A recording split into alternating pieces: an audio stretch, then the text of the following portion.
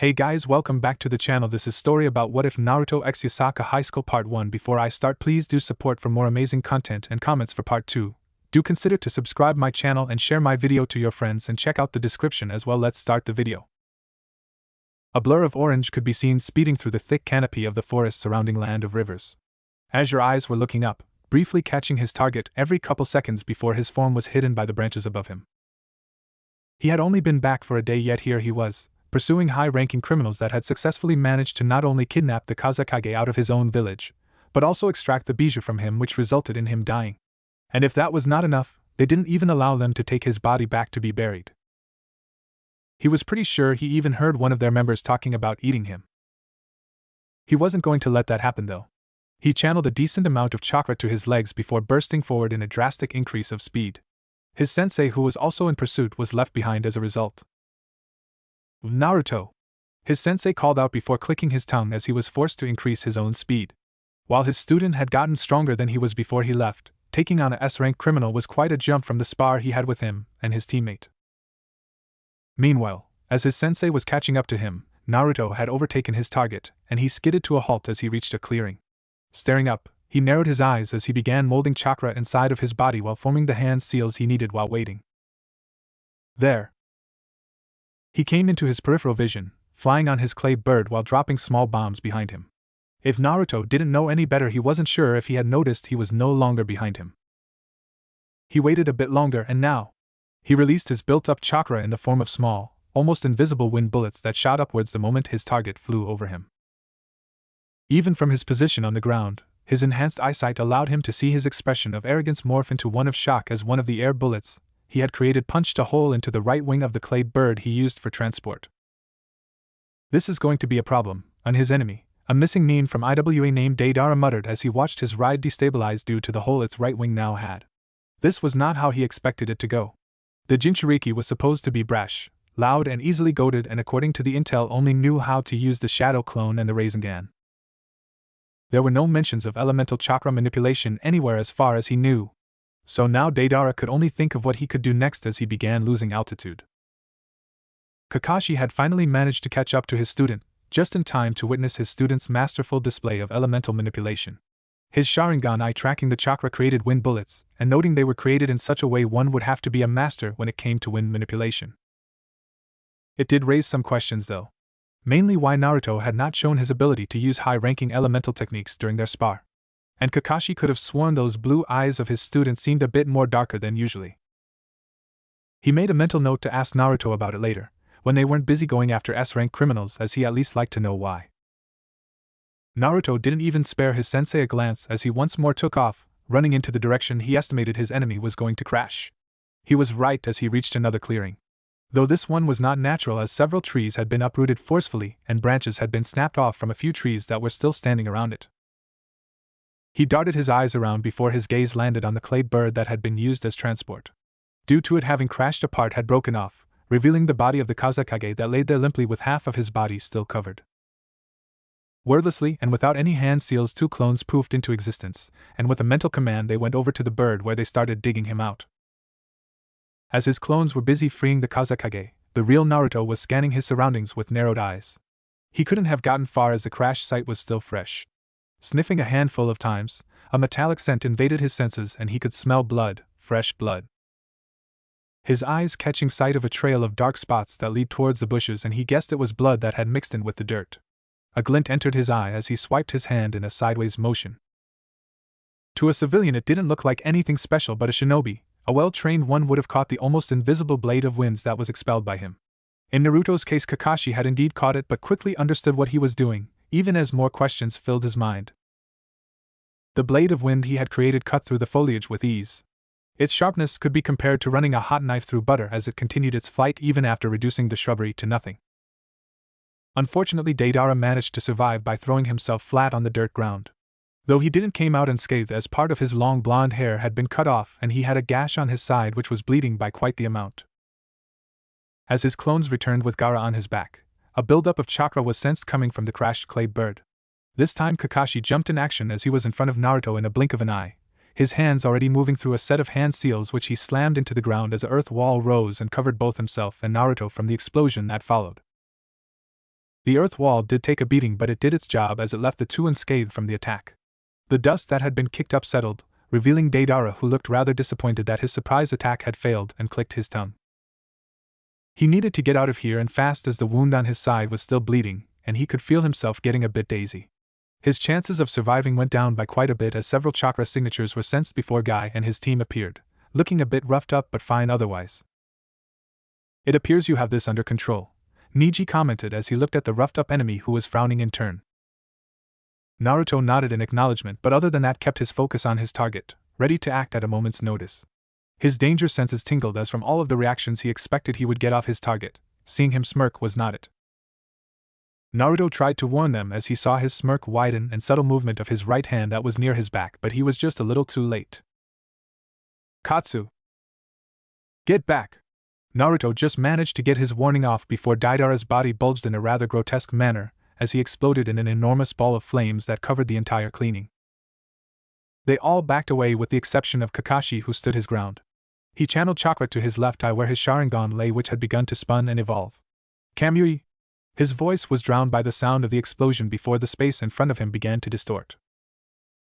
Tears of blood began running down his cheek as Kakashi somehow managed to warp away the explosion. To both himself and his comrades it felt like it took forever, when in reality it was happening in only a few seconds. Naruto too couldn't help but show his surprise, as it was rather fascinating to him. However, his expression changed into a narrow-eyed one as he saw something happening near the explosion that was currently being taken care of. It was weird. It looked to be some kind of tear that was just there, floating and completely ignoring both the explosion and whatever technique Kakashi was using. Yet, that was not the only thing that got in his attention. He glanced down and his suspicions were confirmed as he noticed he was leaving drag marks and that he was being pulled closer.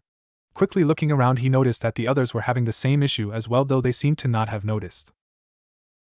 Frowning as he went over what could end up happening, namely Kakashi losing his balance resulting in the explosion that was still not completely taken care of, reach them, and likely end up with them either dead or wounded, as he himself had a good healing factor.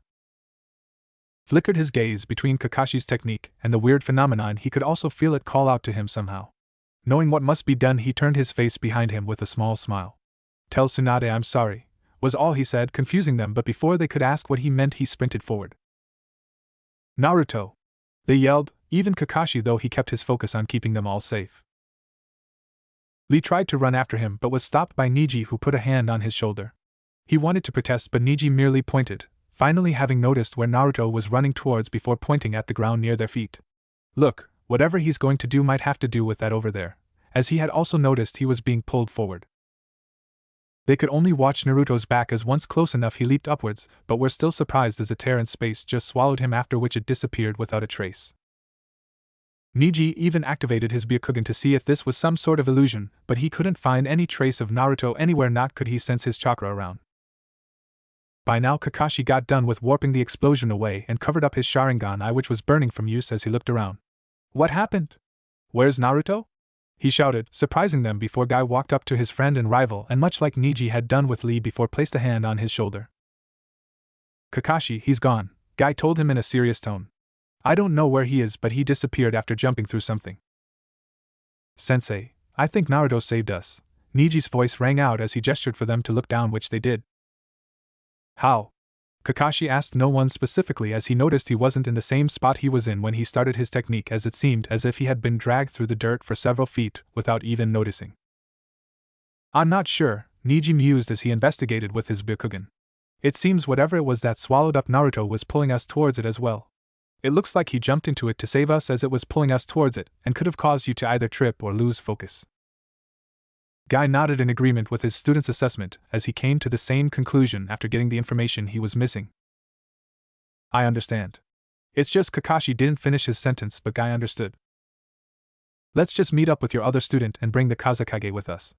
We can look further into this after we're done." It was 2 days later when Kakashi and Guy along with their team reached Konoha, though they all looked rather distraught. They hurried themselves towards the Hokage Tower, wasting no time for pleasantries as they had to report on what has happened. Just making their way towards their destination, they could overhear a few whispers as those who had seen or heard of Naruto's return noticed he wasn't among them. Reaching the tower, they went inside and headed upstairs where the office belonging to the Hokage was located. Kakashi knocked on twice on the door before opening it as he entered, followed by the rest. Looking at them from behind the desk, Tsunade had her fingers crossed as she glanced at each person in her office. She frowned, however, and did a double take as someone was missing. A certain orange-clad blonde to be specific, and wasted no time addressing his sensei. Kakashi, why is Naruto not here?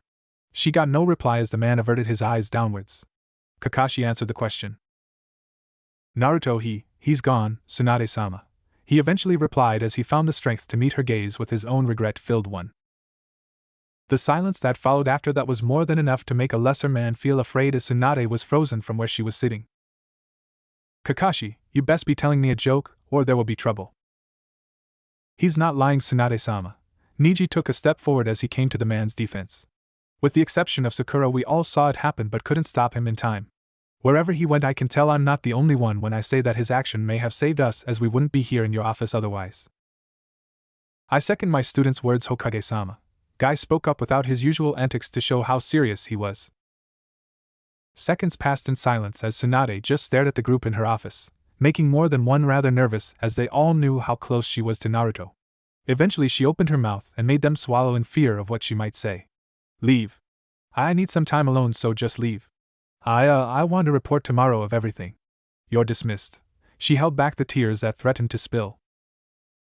Leave. She yelled as she couldn't hold back her emotions any longer after seeing them all still in her office. As they scurried out and left her alone, she leaned back in her chair and let her tears flow. Why Naruto? Beep beep beep beep. A groan left his lips as the annoying beeping sound he heard woke him from his calming sleep. He kept his eyes closed for the moment as he tried to move arms and legs, only to wince he felt his body hurt all over.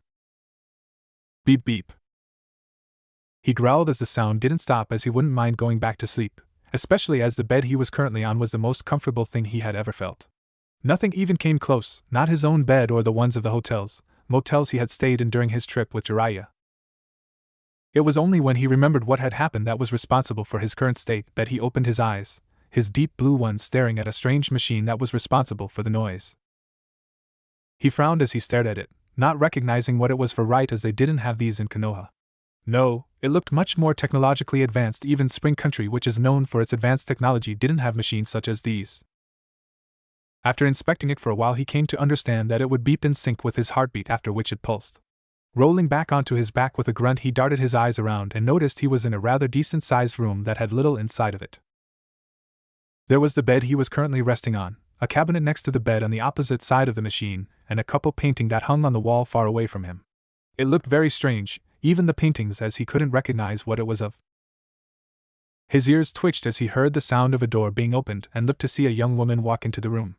She was quite pretty, with her light brown hair and forest green eyes that were currently focused on some papers she was holding. Hello, he greeted, his voice sounding a bit hoarse from being dehydrated. The woman looked up from her papers before letting out a gasp upon seeing him awake. I'll wait here for a bit. Not waiting for a reply, she turned around and left the room, leaving him once more by himself. Huh? He blinked as he watched her leave. What was all that about? He thought she would check up on him and not leave.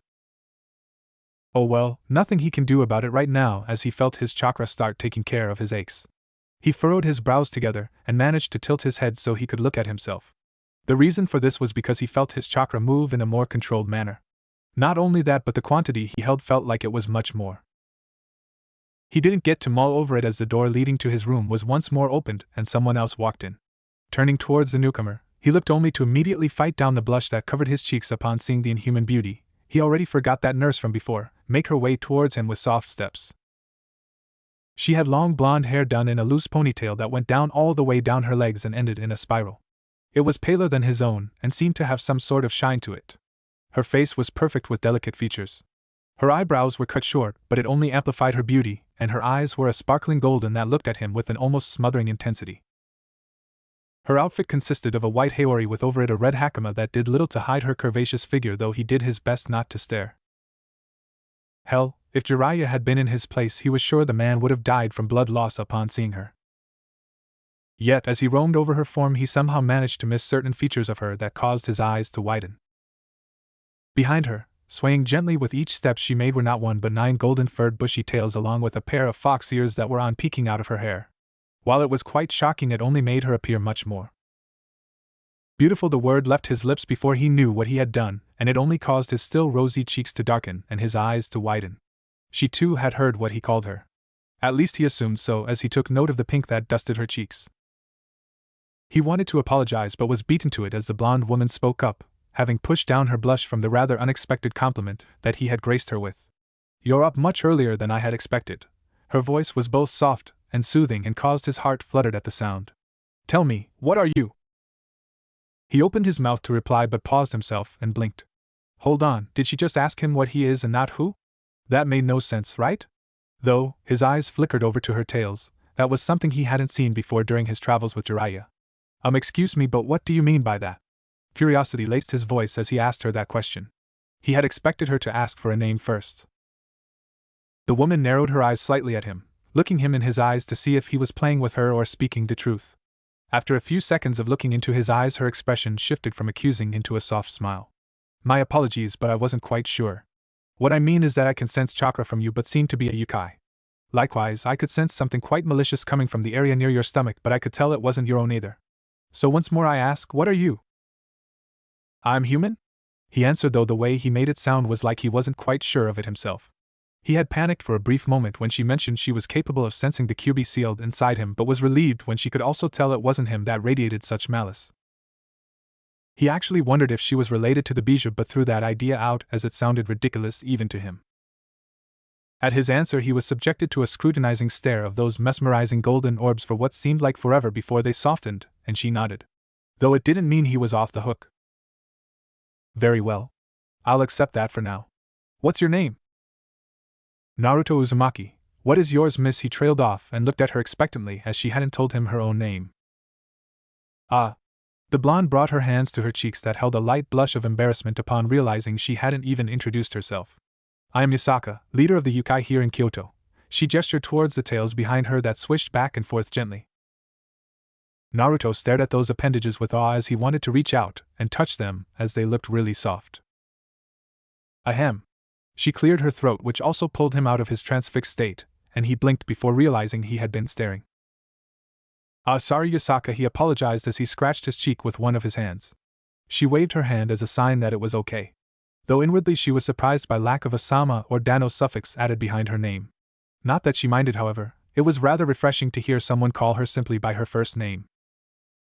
Wait. He looked at her with a raised eyebrow. Kyoto? I haven't heard of a village called Kyoto before. Where the hell did it send me? Are we still in the land of fire?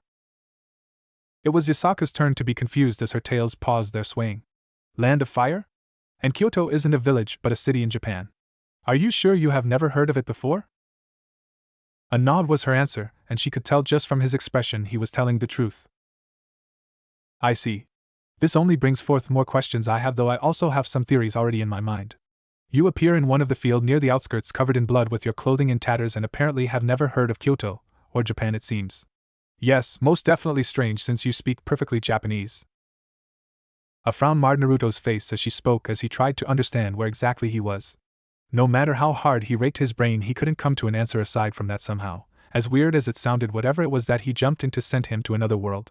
Yeah, even in his mind it sounded unbelievable. So what now? Naruto eventually asked as he looked at her. Can I at least leave? Well. He let out a yelp as Yasaka took a step closer before pulling the covers off of his form and revealing his naked upper body. Oh my, he heard her mumble in thin-veiled amazement as she looked him over. His cheeks heated up and he shivered as she trailed her fingers over his form. They were soft, and so was her touch as her digits moved from his stomach upwards over his lightly muscled abs before coming to stop on an area just beneath his heart. Not a single scar present aside from this one. He felt his own fingers twitch as hers traced the edges of the only scar he had on his body. The one that had been given to him by Sasuke when he had shoved his Chidori-charged fist through his lung. Yes, I heal rather quick. He got out in a small hiss accompanied by a light chuckle, to which Yasaka nodded her head while continuing to run her fingers over his chest. So you think I can leave? I really hate hospitals, you know? He grumbled as he tried to focus his mind on something other than those fingers of her that kept tracing his scar. She giggled softly at his words and he found the sound of her laughter quite hypnotizing before she pulled back her hand, making him suppress a small whine as she straightened herself after having lost focus on why she was here in the first place. Yes, you can, but I'd prefer it if you'd stay in Kyoto for now. At his confused look, she elaborated. While it's true that you seem fine, which you explained is normal for you, you can never be too sure, correct? For all we know, you might have some internal wounds you aren't aware of. Aside from that, I'm also curious about you. She sent him a look that made his cheeks heat up. You said you are human, but that shouldn't be possible since humans can't use chakra. Like I said before, I have some theories despite how weird they sound, especially with your sudden appearance here in Kyoto and no signs of how you've arrived, though I won't go into those until I have a better understanding of who you are, Naruto Uzumaki. For Naruto, his choice was clear the moment she had told him he was in Kyoto, Japan, both which were places he hadn't heard of before. That, combined with the advanced technology he had seen, the lack of chakra present in humans, and the blonde fox woman in the room here with him, a yukai as she referred to herself, well, he had an inkling of an idea he was no longer in Fire Country. Hell, he had suspicion that with the weird phenomenon that happened back with Kakashi and the rest had sent him to a whole different world completely. Strangely enough, as he thought about his current situation, he couldn't find it in himself to be sad. In fact, it was the opposite, as a massive weight seemed to have been removed from his shoulders. A weight that had been placed on him by the presence of the Akatsuki that were kidnapping Jinchurikis such as himself. Here, in this world, they didn't exist. He didn't have to fear that a group of S-rank criminals was coming after him, as he very much doubted they'd be able to come here. He had no illusions that this world was without its own conflicts, but at least they didn't revolve around him. He paused as his thoughts started to derail before looking at Yasaka to see her staring at him and wait for his reply. I would like that. Especially since I'm unfamiliar regarding where to currently am. Thank you. He flashed her a smile as he spoke. Yasaka clasped her hands together at his answer, which was accompanied with a beautiful smile of her own. Great. I'll make sure you'll be good to leave, while I'll also have someone bring you some clothes. We can talk in private then.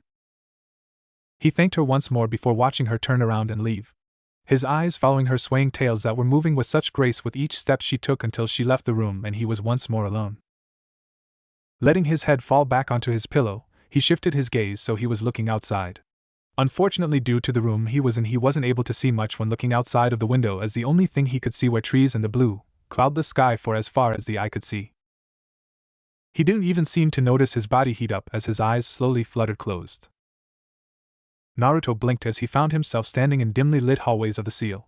He hadn't been here in quite some time, he almost forgot what it was like. He ignored the way his feet were submerged in the ankle-deep water and began walking. He had been forced here, as he sure as hell wouldn't have come here out of his own. The only way else was to be in a situation of life or death, and he wasn't last time he checked. So with that in mind, he trotted forward through the hallway until he arrived at his destination. It was a large room in which several massive golden bars could be seen, and he made his way closer.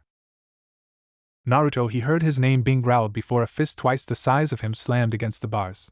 He didn't show any reaction though, as the fist retracted itself before two blood-red eyes filled with anger aimed solely at him revealed themselves. You've made me angry, Naruto. Huh? He got out as he was unsure what he had done. And how did I do that? His answer came in the form of the Kyuubi moving closer to the bars and allowing the dim light to shine on its form. He looked the being over, seeing nothing wrong as he looked from its head down to its 6 long tails. Wait. He blinked and looked again, and indeed there were only 6 tails as opposed to the 9 it's supposed to have. You noticed. Now look down. All right? He muttered as he still wasn't sure what it had to do with him. Shifting his gaze downwards, he spotted his reflection in the water and raised a single eyebrow as he wasn't quite sure what he was supposed to see. Until he saw it.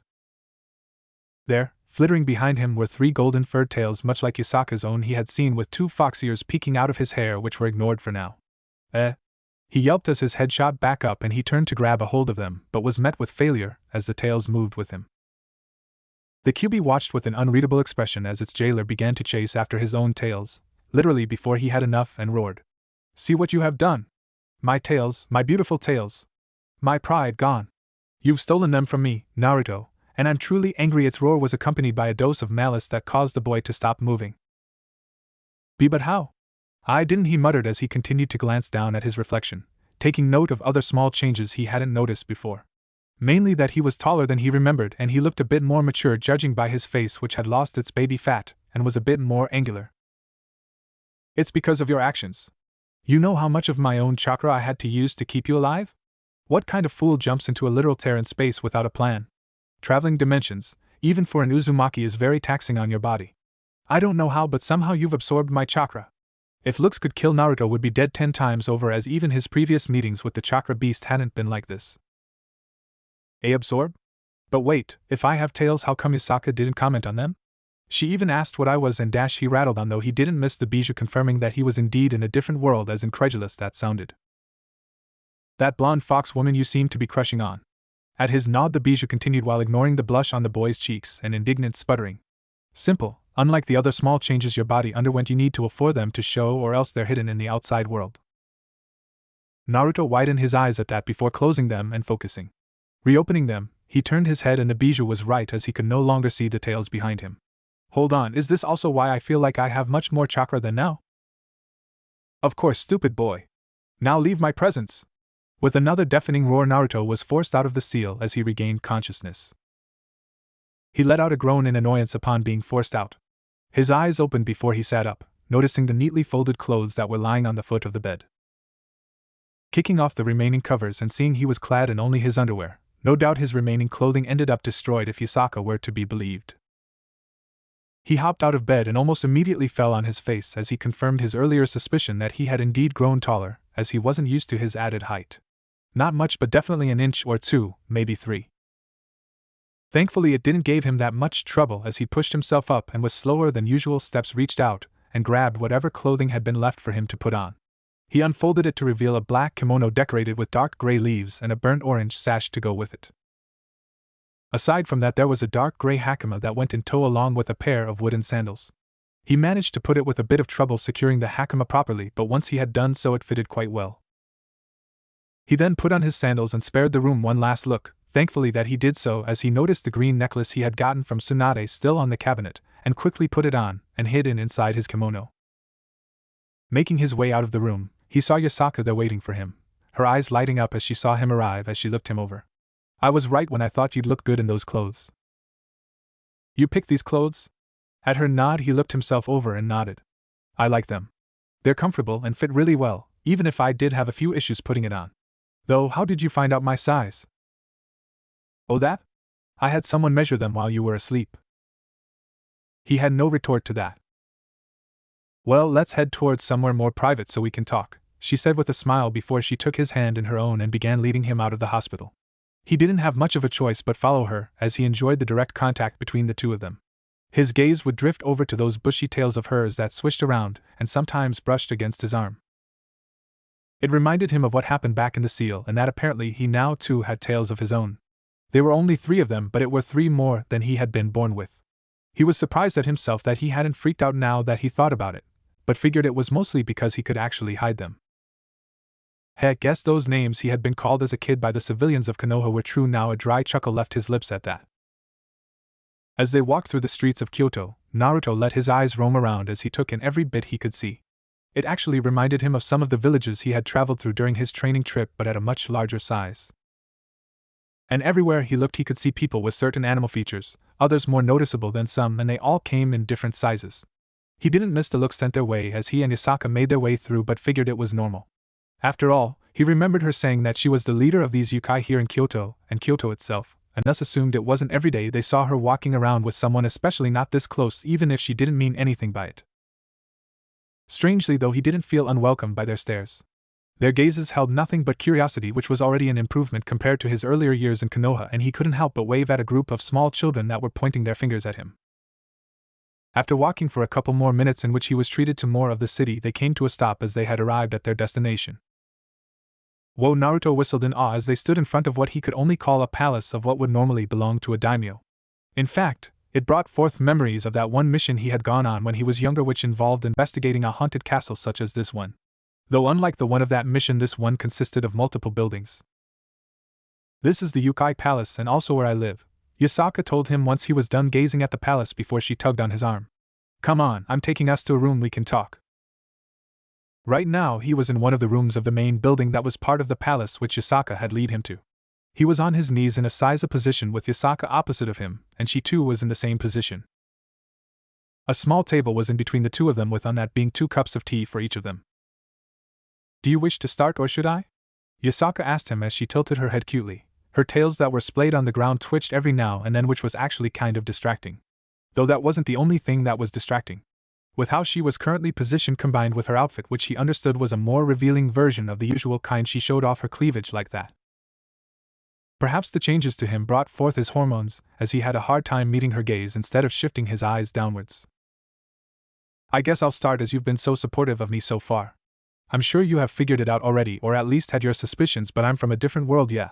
I know it sounds unbelievable. He muttered that part mostly to himself as her expression didn't change with the exception of one of her short-cut eyebrows that rose. Now, the reason as to why I can use chakra and why it caused you confusion is because for some reason everyone can use chakra where I'm from. Even civilians, if they train with it, though they often do not. We can use it to augment our bodies, think of increasing out speed or strength, though it's mostly used to create jutsu. Jutsu?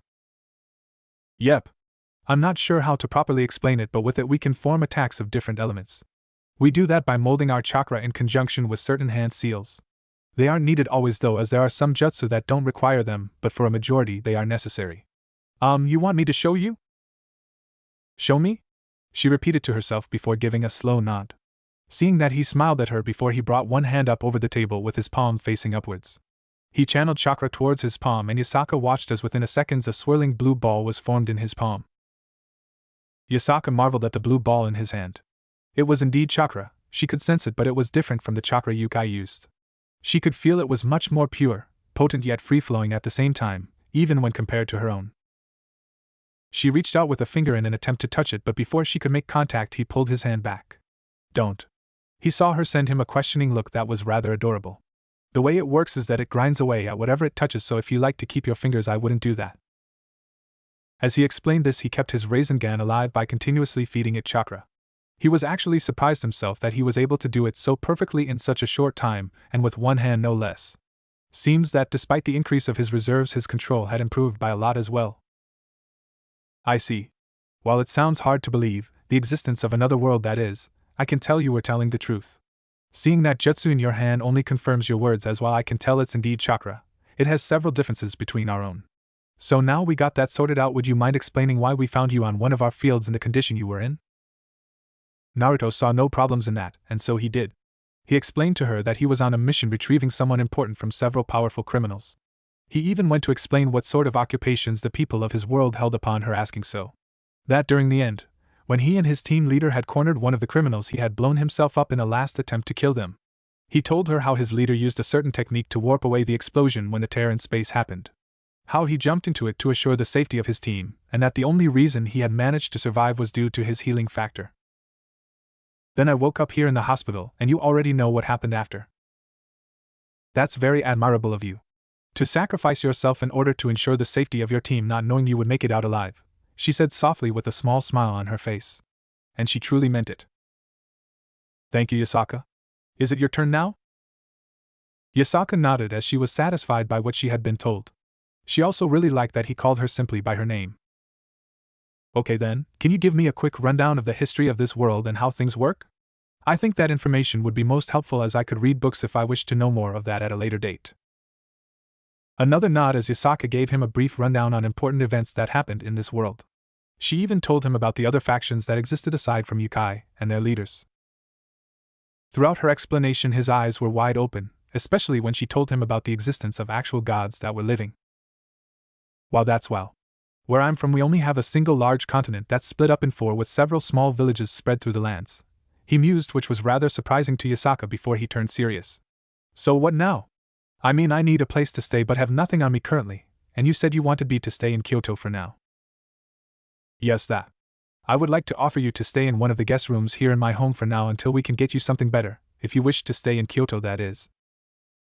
He blinked at her. Really? You're offering me to stay here, just like that? We just met. Aren't you worried I lied or anything? The kind smile on her face told him she wasn't. No, I'm not. I can tell you are a kind person just by talking to you. You also have a warm presence around you that makes me feel safe for some reason. I do? He asked with a light blush. I heard someone else tell me that before but thought they were just speaking nonsense. So I guess we're done here? Correct.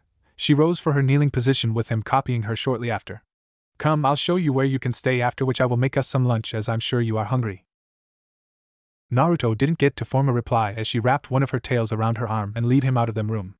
Though he wasn't sure if he actually wanted to, as he allowed himself to be dragged around by her. Naruto gave a light groan as rays of sunlight made its way past the curtains and into his room, where it speckled on his face. He shook his head, his eyes still closed as one of his hands came up and began swiping away at his own face. His hand fell back onto the sheets, and his face scrunched up before he curled into a ball and managed to lift the covers over his face. At last, his expression relaxed as he once more began to doze off. Unfortunately, he was unable to enjoy it for long, as soon thereafter the sound of someone knocking won the wooden walls from outside of his room. And like that, the covers were thrown to the side, revealing Naruto, who was staring at the wooden ceiling with a blank look. "Naruto-san, are you awake?" He heard Yasaka's voice coming from the other side of the door, slightly muffled but still clear enough. Yeah, he let out a loud groan as he slowly got out of bed before dragging himself over towards the door, which he slid open to reveal Yasaka's form as she was wearing that same outfit she had yesterday. "Morning!" She greeted him with a smile, a light blush dusting her cheeks as she focused on his face, and not the fact that he was only wearing shorts. "Morning, Yasaka," he returned her greeting with his own mumbled one as his eyes were still half closed, and he rubbed the sleep out of him. "Oh, and there's no need for any suffix, you know? Since you don't mind me calling you by your name." "Alright, I'll do that then, Naruto." Her smile widened a bit. "I was a bit unsure despite yesterday. Now, you mind putting on some clothes? If you do, I will make us something nice to eat." He nodded before raising an eyebrow at her. "I will. Though, is it okay if I take a shower first?" "Sure. You remember where everything is?" She received a nod from him. "Yeah, I remember. Mostly. But seriously, I think I can figure it out. See you in a bit." They shared one more smile as Yasaka turned around and walked off. Naruto watched her tails flail around in a controlled manner before she turned a corner and out of his view. Heh. He chuckled to himself before he slid the door close and grabbed clean clothes to wear for when he was done showering. Despite what he had told Yasaka earlier, Naruto was indeed somewhat lost. It wasn't his fault though. Not at all.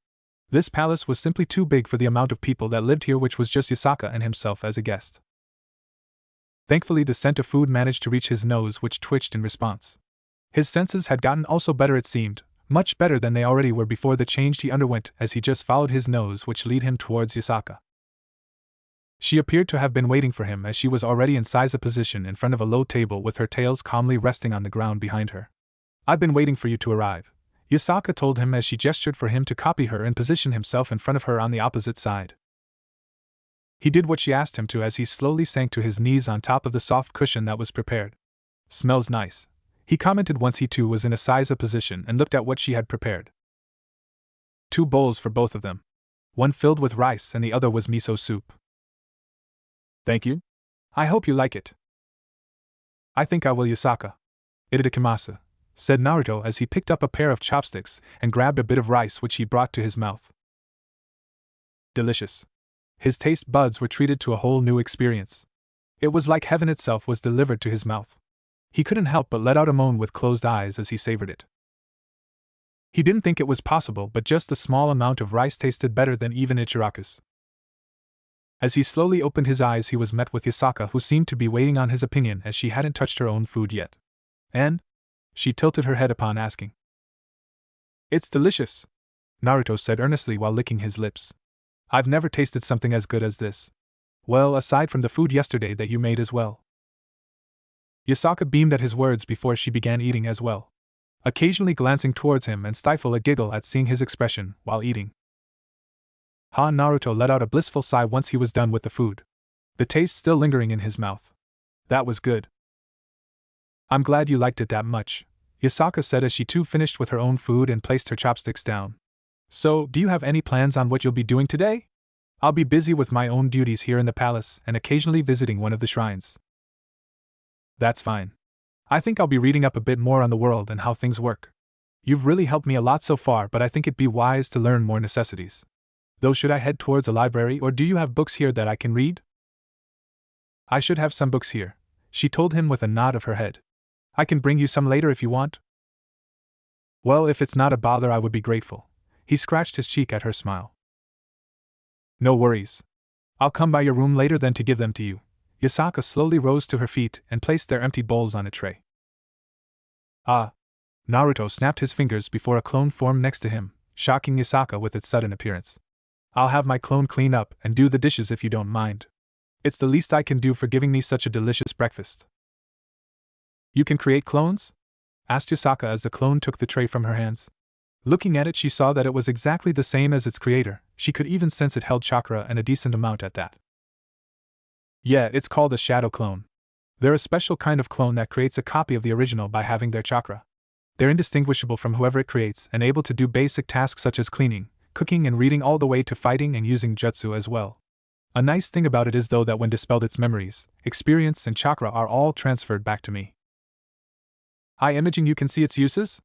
I can pretty much create well over 1,000, which accelerates my ability to learn and train new techniques a lot.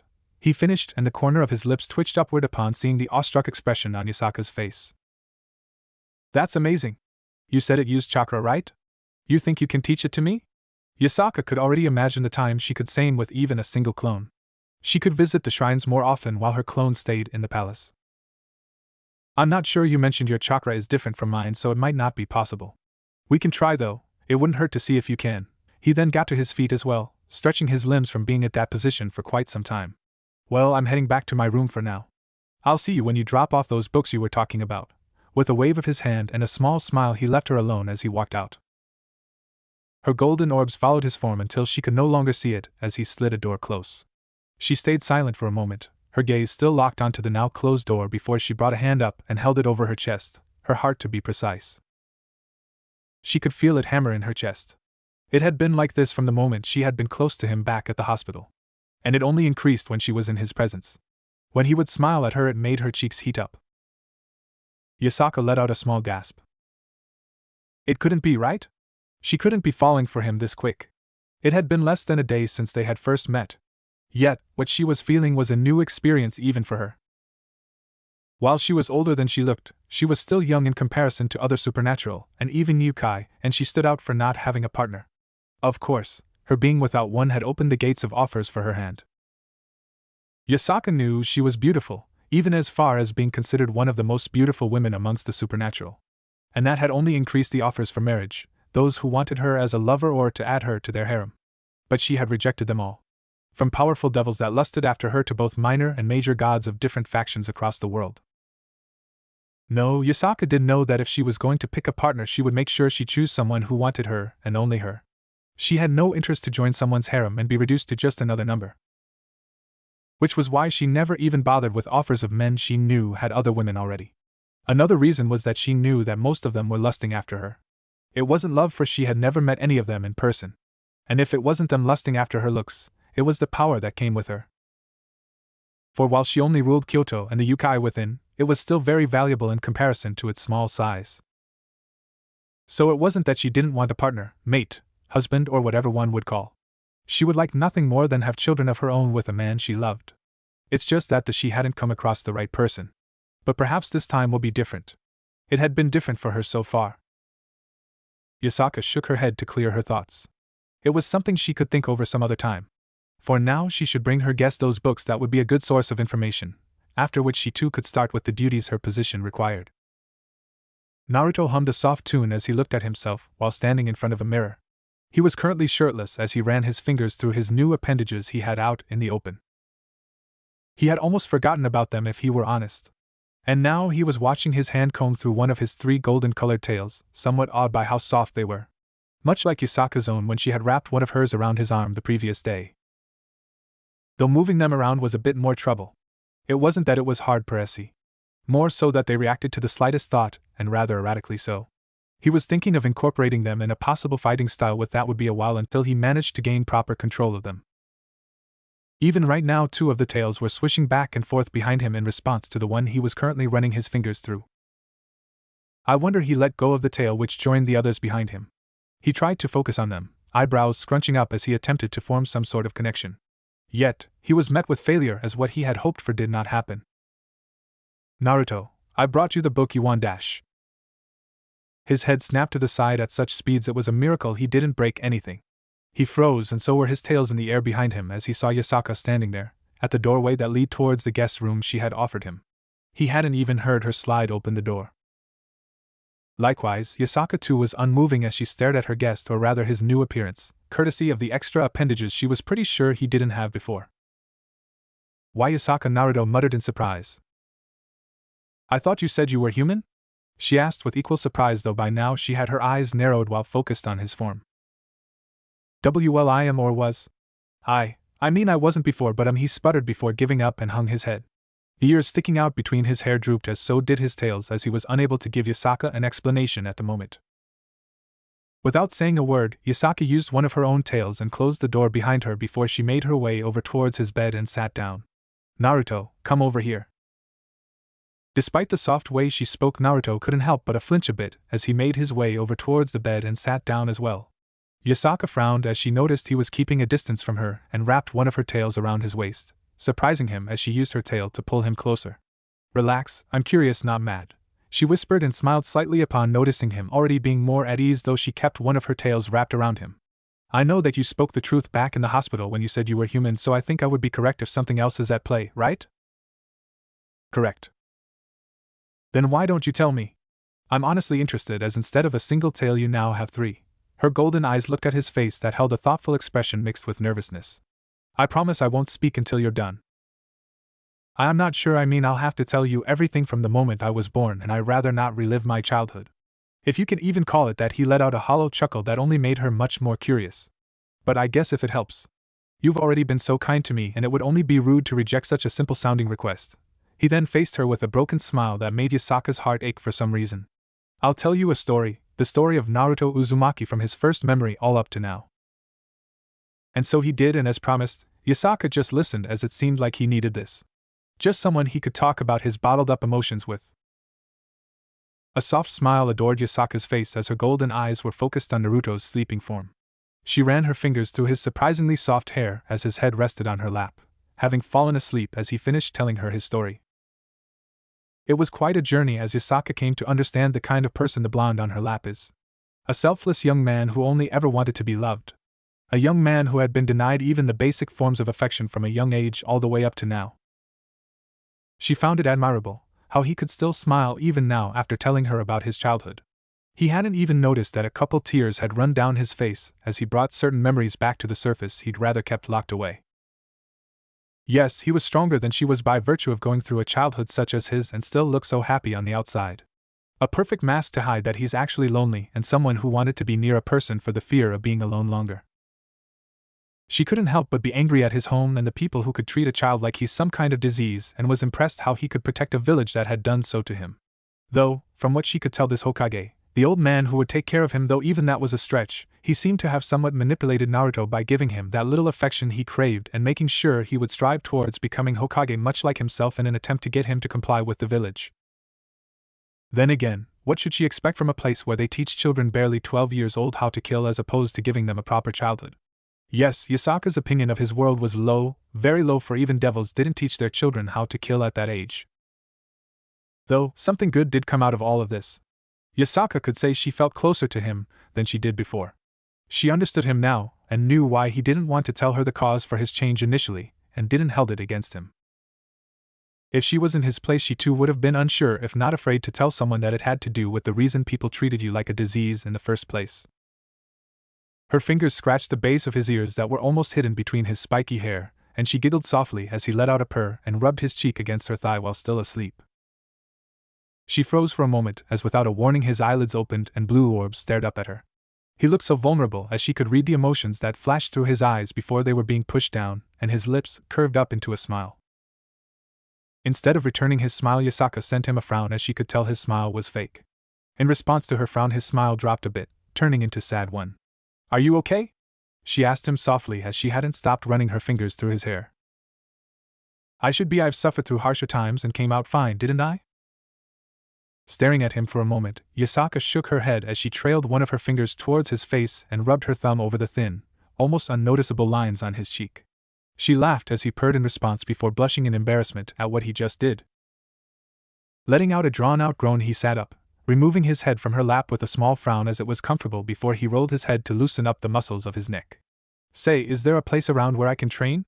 Preferably one that's away from people, as I need to try my techniques after my increased reserves. While my chakra control seems more precise, I'd rather give it a couple of tests as opposed to finding it out during a battle where it can cost me my life.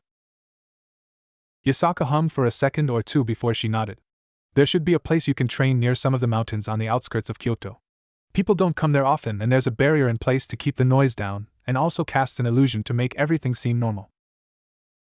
Oh, that sounds exactly what I'm looking for. You don't mind if I use them later, right? She sent him a look. If I did, I probably wouldn't have told you, would I? Yasaka then rose to her feet. Seeing as we're done here, I'm going to start with my own duties. If you need anything, you can find me at the right wing of the palace immediately after entering. Later, Naruto-kun. Sparing him one last look, she turned around and moved towards the door that led out of the room. Her tails briefly touched his face as she turned before she was gone, and he was all alone. He didn't say a thing for a couple minutes, even after she had left, until he blinked. Did she just call me Naruto-kun? The blonde wondered if he had heard her correct. Oh well. He could think more about it later, as he had some training to do. He felt rather excited just to test and see if his jutsu had gotten any stronger or not. And he really hoped they did.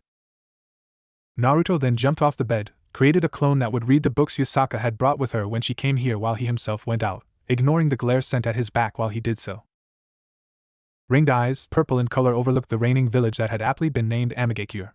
The eyes were narrowed as the owner of them turned around, just in time as a plant-like creature rose from the ground of the building he was standing. Zetsu, any news on the whereabouts regarding the Kyuubi Jinchuriki? No, Leader-sama. Zetsu shook its dual-colored head. We've searched through the land of rivers and the surrounding areas but found not a single trace. It's like he vanished from the face of the earth. We even looked through Konoha and there's no trace of him there either. Indeed, though it seems like Konoha is trying to cover up that their Jinchuriki is missing as well, since rumors spread that he's on a long mission with Jiraiya of the Sannin. I assume you checked up on those rumors? Yes, Leader-sama, we tracked down Jiraiya, who seemed to be enjoying himself near Kuni. Zetsu's black half said with the while half nodding in agreement. I see. Keep looking for him, expand the search area to Kaze no Kuni and look if you can find anything there. The plant-like member of the Akatsuki sent him another nod of understanding before merging back into the ground and going on its way. What's happening to the plan if the search turn out fruitless, Madara? Well, Pain, if the search doesn't come up with results, have Zetsu search the other countries. Have him look for the summon lands as well, as he might be there, Madara said after appearing once Zetsu had left. His Sharingan eye, visible from the hole in his orange mask, was glowing as he spoke. Have the others continue bringing in their targets. If worse comes to worse, I can pay a visit to a certain snake, as the Gedo Mazo only needs a small portion of Kyuubi's chakra. Pain gave Madara a simple nod as he understood. There was no need to exchange words, and Pain preferred it like that, as he didn't like Madara. The man knew about him and was able to kill him if he wished to do so. He was also rather secretive with his own actions, often changing the topic whenever he or Konan would ask what he was doing. But he would push through it. It was a small sacrifice when their goal was peace. Naruto stood there as the surrounding area was riddled with scorch marks and lingering flames that licked the edges of several craters that had been created. He was panting lightly after having used every jutsu he had knowledge on, and even those that he didn't quite know perfectly. He was satisfied with the result though, as he felt that he still had a decent amount of chakra left despite already having used what amounts to several Jounin reserves worth. Interestingly, his affinity for fire had increased by a lot, which he had found out after forming the seals of the basic fireball jutsu, and ending up with an enormous ball of flames many times larger than the one he had been capable of creating before the changes to his body.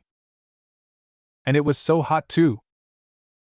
He had removed his kimono after feeling the heat, which left him in just his hakama as a light layer of sweat covered his body. He wasn't complaining though, as it was just another increase to his jutsu repertoire.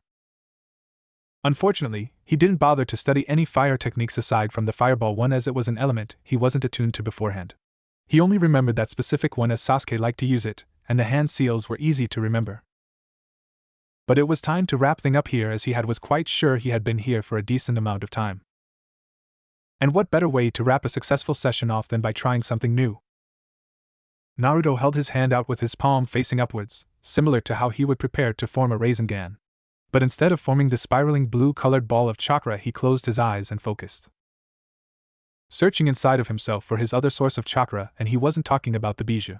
After finding it, he focused before he attempted to pull it towards the surface, his face scrunching up as it was much more dense compared to his regular chakra. He kept his eyes closed as he continued to push it to the surface, and due to that he wasn't aware of what was happening in the palm of his hand as a ball was forming. It was dark purple in color and incredibly dense. This much was evident from how cracks had started to form on the ground near his feet. Unaware of this, Naruto continued to feed it chakra until the ground cracked audibly, and caused him to open his eyes and stare at the purple ball in his palm. He noticed his hand was trembling as he had trouble keeping it controlled, unlike the Rasengan, which he could hold without any issues. His danger senses were tingling the longer he stared at it, and told him that letting it dissipate in his hand like he would with the Rasengan would not be safe for him. So acting quickly, he thrusted his palm towards the side of the mountain that he was closest to and watched as it shot forward with high speed. Kaboom! A deafening explosion followed upon impact that shook the earth. The sudden gust of wind created caught him off guard and forced him to the ground as dirt and small rocks were kicked up and raining down everywhere. He kept his eyes closed until the tremors stopped and fearfully opened his eyes, which promptly widened to the point it was a wonder they kept in their sockets, as he looked at the large crater that was now present in the side of the mountain. It was like someone had taken a large bite out of it. Glancing around, he took note that the barrier was still up and thanked the heavens, for it would have been impossible to miss an explosion of that size otherwise. No doubt it would have put him in a lot of trouble with Yasaka, and that was the last thing he currently wanted. While staring at the crater for a while, he knew he couldn't leave it like that, as that would simply raise too many questions that couldn't be answered without revealing the supernatural to the humans. And so, putting his fingers in a familiar hand seal, he channeled an absurd amount of chakra as he created over 100 clones and gave them the command to fill up the hole to the best of their capabilities, as he was left with just enough chakra to make his way back to the palace. Or at least he hoped so as he dropped his head back. He remembered seeing a small creek on his way here and was planning on cleaning himself there, as it would be rude to return to the palace dirty, as he now was. Picking himself up from the ground, he marched over to where he had discarded his kimono before leaving the area, making sure the clones would pop 10 at the time after they were done to not end up with a headache. Yasaka hummed a soft tune as she strolled through her home. The ears on top of her head twitched as she heard faint voices coming from the living room and decided to check it out. "Back already, Naruto-kun?" she asked upon seeing her fellow blonde in the living room with his eyes glued to the television. "Huh, Yasaka?" Naruto blinked a couple times as his gaze shifted to her. "Didn't hear you coming. But yes, I've been here for," he glanced at the clock hanging on the wall near him. "An hour or so, a bit more perhaps." Yasaka nodded after hearing that. "I see. Did you have any success, as I assume you were able to find the area as I hadn't seen you coming by?" "I did," he nodded. "It wasn't that hard. And it was a success indeed. Or partially at least, as I at least noticed I could go on for much longer than I had been able to do before. I just have to wait for a target to see if they are more powerful, but I'd say they are, if only from the damage I had caused to the surrounding area." "Really?" she mused as she walked towards him before she sat down beside him. "Curious, did you have anything to do with the brief spike in energy I had felt coming from the north? It was gone in a second, so I think it had something to do with the barrier." Maybe? I tried a new attack and the results were rather explosive, so it might." "No, actually I'm pretty sure it was my fault, as the attack was rather powerful and I wouldn't be surprised as it caused the barrier to flicker off for a second or so under the explosive force." "That's good then. Just make sure to be a bit more careful next time, okay, Naruto-kun?" He nodded as she was looking at him with a pout on her pretty face. He also confirmed that she indeed was using the kun suffix with his name and making warmth spread through him. "I will, Yasaka-cha Yasaka." He refrained from using an affectionate suffix behind her name. Her pout only increased. "Now you can call me Yasaka-chan if you want, Naruto-kun. It's only fair if I'm allowed to do the same." He blinked thrice before looking at those mesmerizing golden orbs of her, as she nodded with a reassuring smile. Alright, Yasaka-chan." He still sounded a bit unsure, but seeing her beautiful smile washed away his insecurities. The blonde vixen then let out a drawn-out sigh as she let herself lean against Naruto, her head coming to rest on his shoulder. She felt his freeze up for a second before calming down, though he did try to lean away from her, which she didn't allow, as she kept her head on his shoulder until he gave up after realizing this is what she wanted. Yasaka was actually somewhat surprised with herself and how she was acting. A part of her telling her that she was moving way too quick, but she ignored that voice for now. It was nice, the way she was leaning against him. His body was really warm and welcoming, which made her feel comfortable in a way she hadn't felt before. No doubt that his presence had part in it. It actually reminded her the thoughts she had during breakfast this morning, as a blush covered her cheeks, which made her push her head more into his shoulder. A shiver then went down her spine as she felt her tails being brushed. Glancing down at Naruto's lap, she saw he had one of her tails in his lap, which he was running his fingers through. How she didn't notice this earlier, she herself didn't know.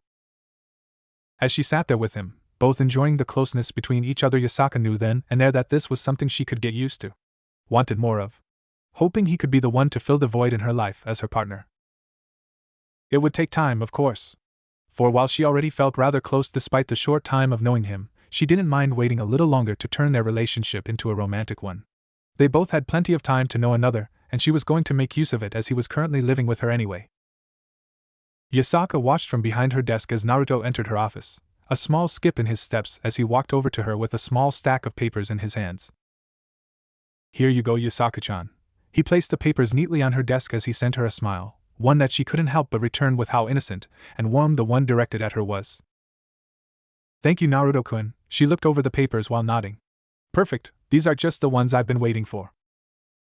While Yasaka looked the papers over, Naruto had taken the time to sit down on the empty chair that was positioned on the other side of her desk, his arms resting on the wooden furniture as he seemed content just watching her work.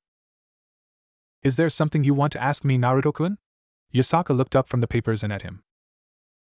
No, he mumbled as he continued to stare at her before he shook his head. Sorry, you're really beautiful, you know? And I can't help but just stare, he told her for what had to be the umpteenth time since meeting her. It never failed to make her blush though, much like she was doing now as she could tell how sincere his words were. She couldn't stop the smile from forming on her face as he brightened her mood just by being here. It had been a little over a month now since she had found him wounded on the fields near the outskirts of Kyoto, and she could honestly say that she was glad he had come into her life, even if it was unintended on his part. The past month she had spent the majority of her free time with the blonde. Actually, thinking back, she was pretty sure it was any of her free time. She had really gotten accustomed to him living with her, though she had so within the first day actually. A week ago she had asked him if he wished to move out or continue to reside with, and she was rather happy he had chosen the latter. Living her all by herself in a palace this big was rather lonely. Actually, Yasaka perked up as her eyes shifted back towards Naruto, a delicate eyebrow rising as she saw him blush. Would you mind helping me out with this? He held his hand out, palm facing upwards as a small blue flame formed. It flickered a couple times before it dissipated as if a small breeze came by. Hearing what he was asking her, Yasaka couldn't help but feel disappointed for some reason, as if she had hoped he would have asked her something else she'd rather hear. The ears on top of her head drooped, and a small frown adorned her face, though Naruto didn't seem to notice those as he stared at his empty palm with his own face scrunched up in frustration. So you know what I'm doing wrong? He clenched his fist before reopening it. Brought out of her thoughts, Yasaka blinked before asking him to summon the flame again the same way he had done before. Doing what she asked of him, Yasaka watched as once again a small blue flame appeared in the palm of his hands before, much like it had done earlier, flickered a couple times and then lost its power. And? Yasaka hummed. I think I know what you're doing wrong. From what I can see, it seems that you're underpowering it. While it might be confusing for a beginner, you actually want to use a bit more chakra than you think is necessary when creating foxfire. I'll show you. Holding out her own hand, Naruto looked attentively as a blue flame burst into her palm. It was much bigger than when he would do it, and he watched it shrunk a bit but didn't disappear like when he would do it. See? Yeah, Naruto nodded. So I need to do it within a burst as it seems to shrink either way. Correct, it's impossible to sustain the flame otherwise. Well, thanks for the help, Yasaka-chan. Is there anything you need of me, as I want to see if I have more success now? Yes, is what she wanted to say. I don't think so. Will you be back for lunch? Of course, how could I miss the opportunity to taste more of your delicious cooking? Anyway, see you later. He got up, waved her goodbye before turning on his feet and exiting her office. Once he had left, Yasaka let out a sigh as she slumped back in her chair. A thoughtful expression marred her face as she wondered exactly why she felt too disappointed when he asked for her help. What was she hoping that he would ask her? Perhaps if had asked her if she wanted to do something with him. Just the two of them. Or if he would have asked her out. She would accept an invite to go out if it was him who'd ask. But alas, he didn't. More time was needed, she guessed. During the talk they had back then where he told her of his life before meeting her, she knew he was a troubled soul. She wasn't even sure if he knew what love is, at least so she assumed from what he told her. Love in a more romantic manner as opposed to one of a friend is what she meant. Oh well. She had time, much like he did. They could live much longer than any normal human, so waiting a bit longer wasn't much of an issue in hindsight. Still, part of her hoped it would happen sooner than later. Maybe she should spend more time with him, help him with his training and whatnot. Drop some hints here and there that she too was interested in him, some more direct, and hope for positive results. Hey, Jiraiya greeted Tsunade softly as he entered her office via the window. A frown marred his face as he got a good look at his old teammate. She somehow looked to have aged a decade or two in the span of a month, with visible bags under her eyes. Jiraiya Tsunade greeted him with little to no enthusiasm, which made the Toad Sage flinch a bit. Please tell me you have some good news. Maybe? Though the look on his face made her wary. I've run by some of my contacts throughout the nations and asked if any of them has seen a hint of Naruto, but they all came up blank. Unless something changed with his appearance, in which that would be an attempt in vain. I have other news though, and this is about the Akatsuki. Akatsuki? Well, come out with it then, she asked impatiently. Well, the good news is that we can be sure he isn't captured by them, as it appears they're searching for him as well. Several reports of duos wearing black cloaks with red clouds of them were spotted all around the nations. And while I'm not sure if it's true, but it seems they're panicking a bit after Naruto's sudden disappearance. Supposedly they have paused their hunt for the other Jinchuriki. I see, Tsunade replied after a moment of thought. At least it's something.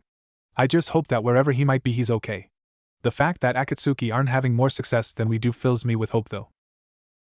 Me too, Haim, me too, Jiraiya hummed. I'll talk about the situation with Ma and Pa soon. Maybe they have more ideas on how to find him.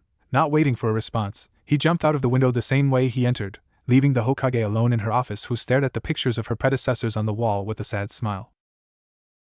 A blush adorned Yasaka's cheeks as she was watching Naruto from where she was currently standing. She found her fellow blonde in the palace's garden, underneath a tree and within the shadow it provided, as he seemed to be in a meditation of sorts. At least that's what she assumed, as he was currently in a lotus position, his hands pressed together, and the only movement being that of his rising chest with each slow breath he took. But that wasn't why she was blushing. No, the reason for that was because he was shirtless, giving her a welcome view of his lean muscles that showed off a light six-pack that was covered in a thin layer of sweat. Nothing too crazy, but enough that she wouldn't mind running her fingers over his abs in a similar manner that she had done back during when he was still in the hospital.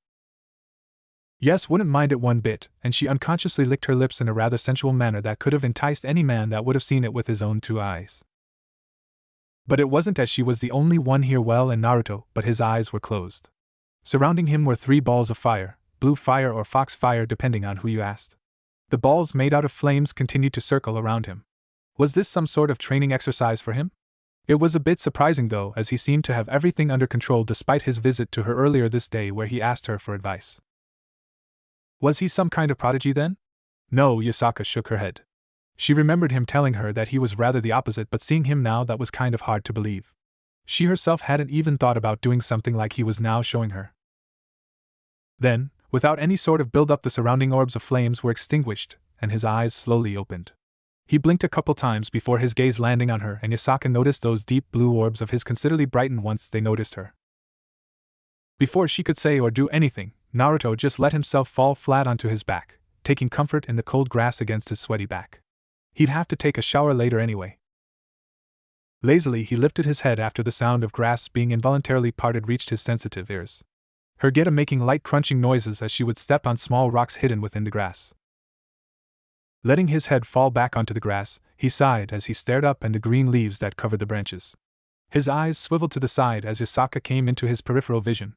She was just standing there, next to his lying form, her hands resting on her shapely hips as she flashed him a pleasant smile. So, how long were you watching? I don't know what you're talking about, she huffed. Really now? He inquired with a toothy grin, his eyes moving down from her face to the rest of her body, taking in her curvaceous figure that her outfit did little to hide. Oh, does someone like what he sees? She gave him a light nudge to his side with one of her feet. Maybe, what about you? Yasaka's smile turned playful. Maybe. She let out a soft giggle and the glare he sent her. Lifting one of her feet, she lowered it once it was on the other side of him so that she was standing with one of her feet on each side of his waist. You Yasaka-chan? Naruto sputtered at what she was doing. Calm down, Naruto-kun, the kitsune woman said softly as she slowly lowered herself so she was now positioned with her knees on each side of him. He swallowed audibly as his cheeks colored red. I said calm down, she muttered as she let herself go lower and lower, and for Naruto time seemed to stop as he watched her every move until she was no longer supporting herself, and instead straddling his waist, simultaneously putting a stop to his squirming. What are you doing? He tried to look everywhere but her. At the same time he was forcing his lower area to relax as he didn't want a certain part of his anatomy to rise with how she was sitting on him.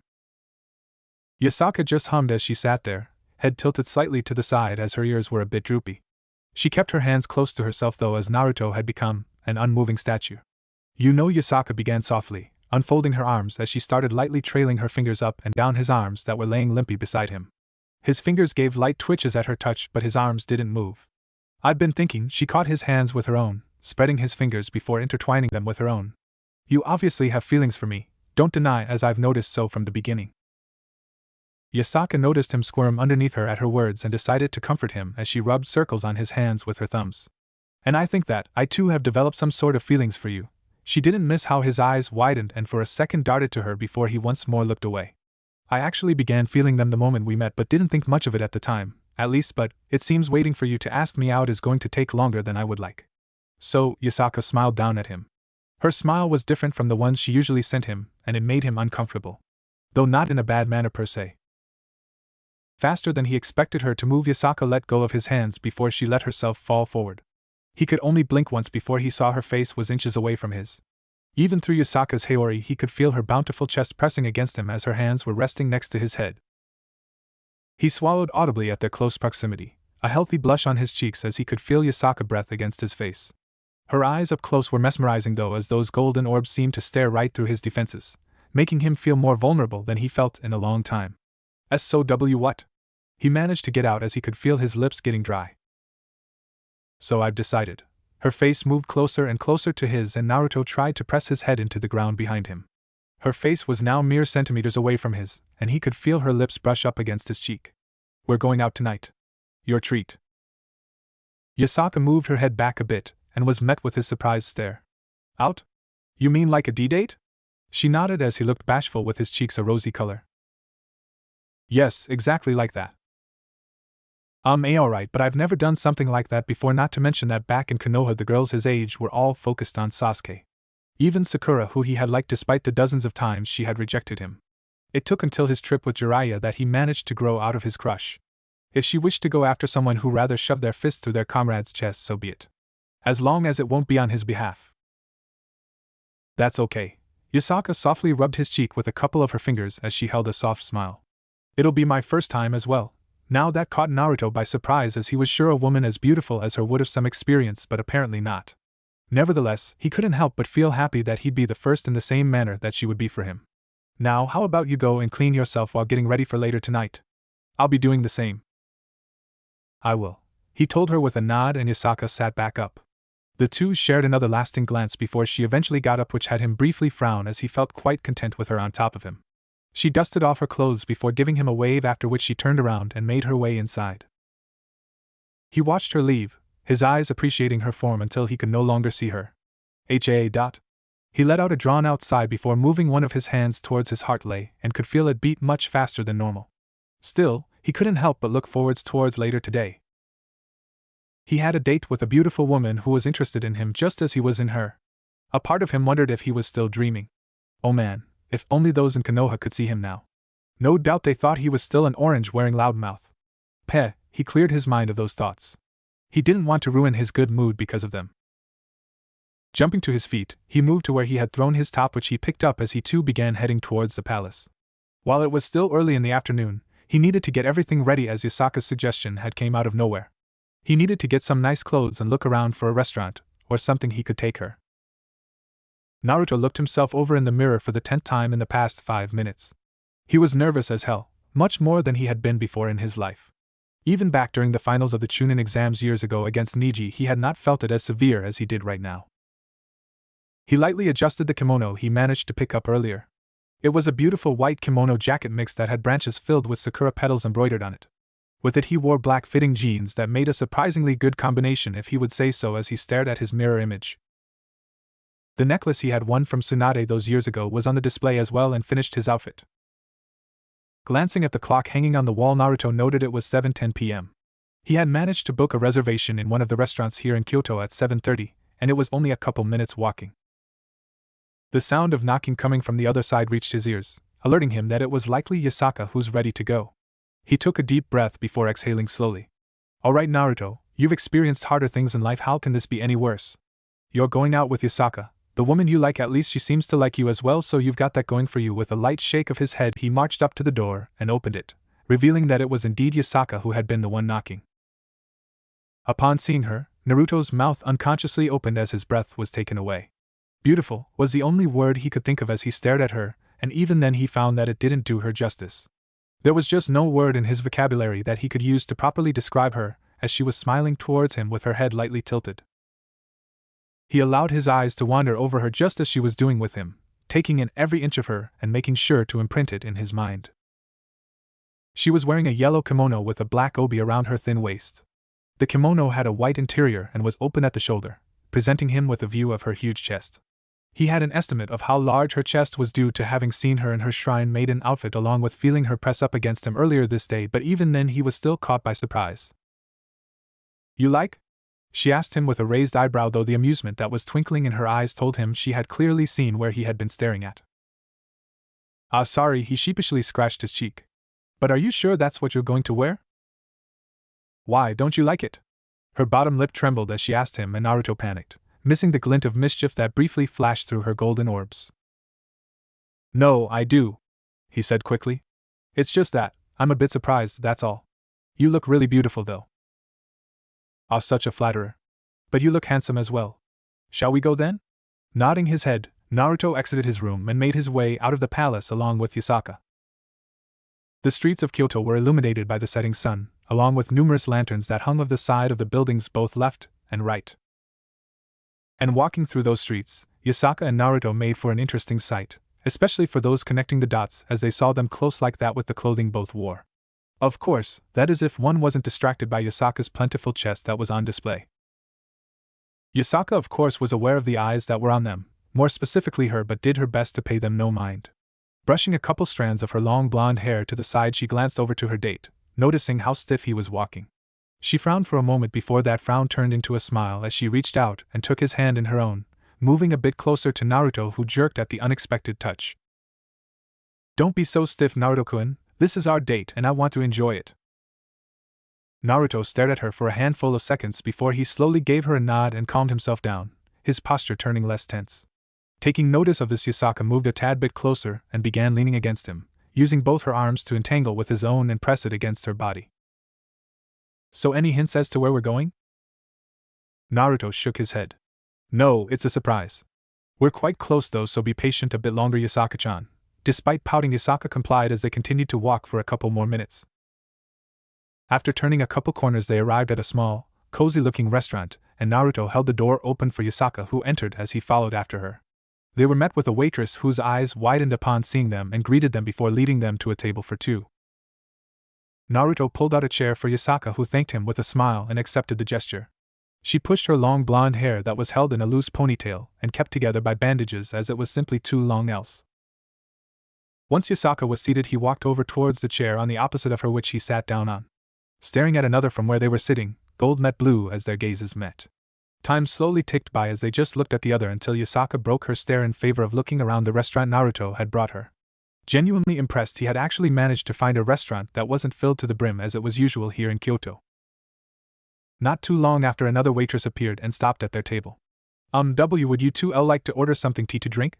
The waitress, a young girl looking to be in her early 20s, asked with a nervous stutter. Or at least that's what they assumed, as they noted she had trouble meeting Yasaka's eyes with her own. "Yes, a bottle of Junmaishu sake and 2 cups would be nice," Naruto answered with an easygoing smile on his face. He was sure the girl was about to faint if Yasaka were to address her, as she was currently. Alright. I'll be back as soon." She scribbled his order down on a small notepad she carried with her before leaving the pair. Sharing an amused look with his date, Yasaka and himself let out soft chuckles. "Poor girl," Yasaka mumbled before flashing him a smile. "Still, I wasn't aware you knew my favorite sake." "I didn't. It's the one I like the most from the one I've had. I noticed our tastes are almost exactly the same, so I just gambled. Thankfully, it seems my insane luck is still there." "Oh? And you have some examples of this insane luck, I suppose?" "I do actually." The words left him with such excitement Yasaka couldn't help but lean forward in interest. "How about I tell you about the time I got banned from a casino back where I'm from?" Before he could start his story, the waitress from earlier returned to their table carrying a tray that held the bottle of sake Naruto had ordered along with 2 small cups on a saucer. "Here you go. Have you made any choice in what you'd like to order?" The waitress was still nervous, but she had managed to control her stuttering as she placed one of the saucers before Naruto and Yasaka. Sharing a glance with her date to see who would order first, he told her she could go first with a small incline of his head. "Well, I'd like a small plate of sushi to start with." "You?" I would like the same, yes. Sushi for me as well, please." "Alright, I'll be bringing your order shortly." If you have any questions, feel free to ask. The waitress gave a short bow before she left them alone. So, how about that story you were about to tell me before you were interrupted? Right. Well, it happened a couple years ago when I was on the search for an important person with my then teacher, and so, Naruto began retelling Yasaka of his story. It was actually how most of the evening went. Him telling her stories about the missions he had done as a genin between their food, keeping the sad moments out as he didn't want to ruin the good mood they had going. Before Ada realized it, almost 2 hours had passed. The pair were laughing together as Naruto told her about one of his pranks he had done when he was younger. Empty sake bottles laid out on the table, showing that they both had quite the drinks. Though due to their body being different from normal humans, they weren't as affected as they should have been. Their time at the restaurant came to an end and Naruto paid for both Yasaka and his own food along with drinks before the two walked out of the restaurant back to the streets of Kyoto. It was much less busy than it had been before. By now the sun had set, and in its place was the moon that shone brightly in the night sky. I enjoyed that, you? Naruto looked at Yasaka. The blonde kitsune woman sent him an affectionate smile as she rubbed up against him. I enjoyed our date as well, more than I thought I would, honestly. Standing on her tippy toes, Yasaka leaned in and surprised him by planting her lips against the corner of his mouth. She giggled after pulling back and seeing his expression as Naruto brought one hand up and lightly rubbed where she kissed him. Unsure what to say, he just blushed before, much like earlier, Yasaka intertwined their arms and brought his to her chest. His blush deepened and he gulped as he made direct contact with her breasts that were still out for his viewing pleasure. Hey, isn't it cold like that? No. Most yukai don't have an issue with the cold. You shouldn't either. Now that you're saying that, though, I thought it was due to the prisoner I hold. I never really had an issue before I came here. He furrowed his brows together but wasn't able to mull over it long as he felt Yasaka tug on his arm. Naruto-kun, let's head back to the palace. Sure, a nice walk to finish the evening sounds pleasant. The pair started walking. Without any warnings, Yasaka decided to lean her head against his shoulder, which he didn't mind.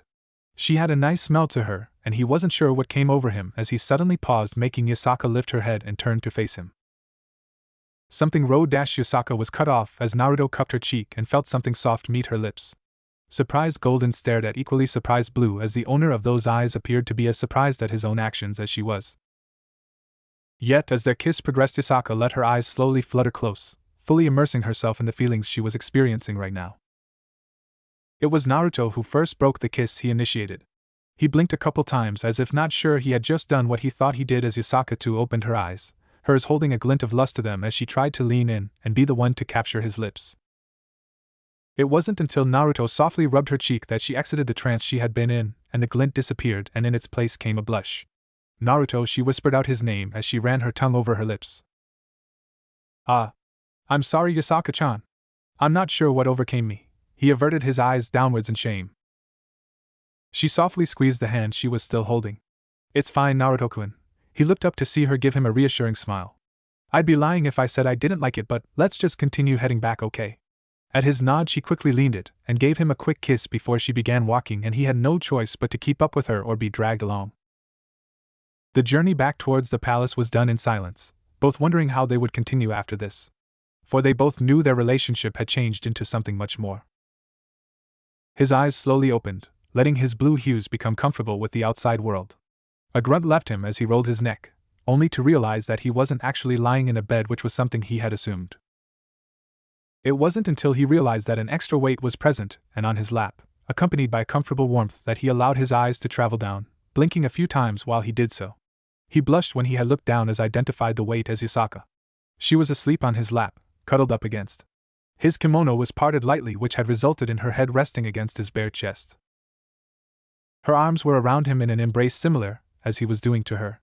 Perhaps this was the reason for the comfortable sleep he had experienced last night, as he felt more relaxed than he had been in the past 2 weeks. He couldn't help it as he was enthralled by her sleeping face. Her pink, pouty lips were parted slightly, and he could hear her breathing softly due to it, her warm breath tingling his skin as he unconsciously tightened his hold around her.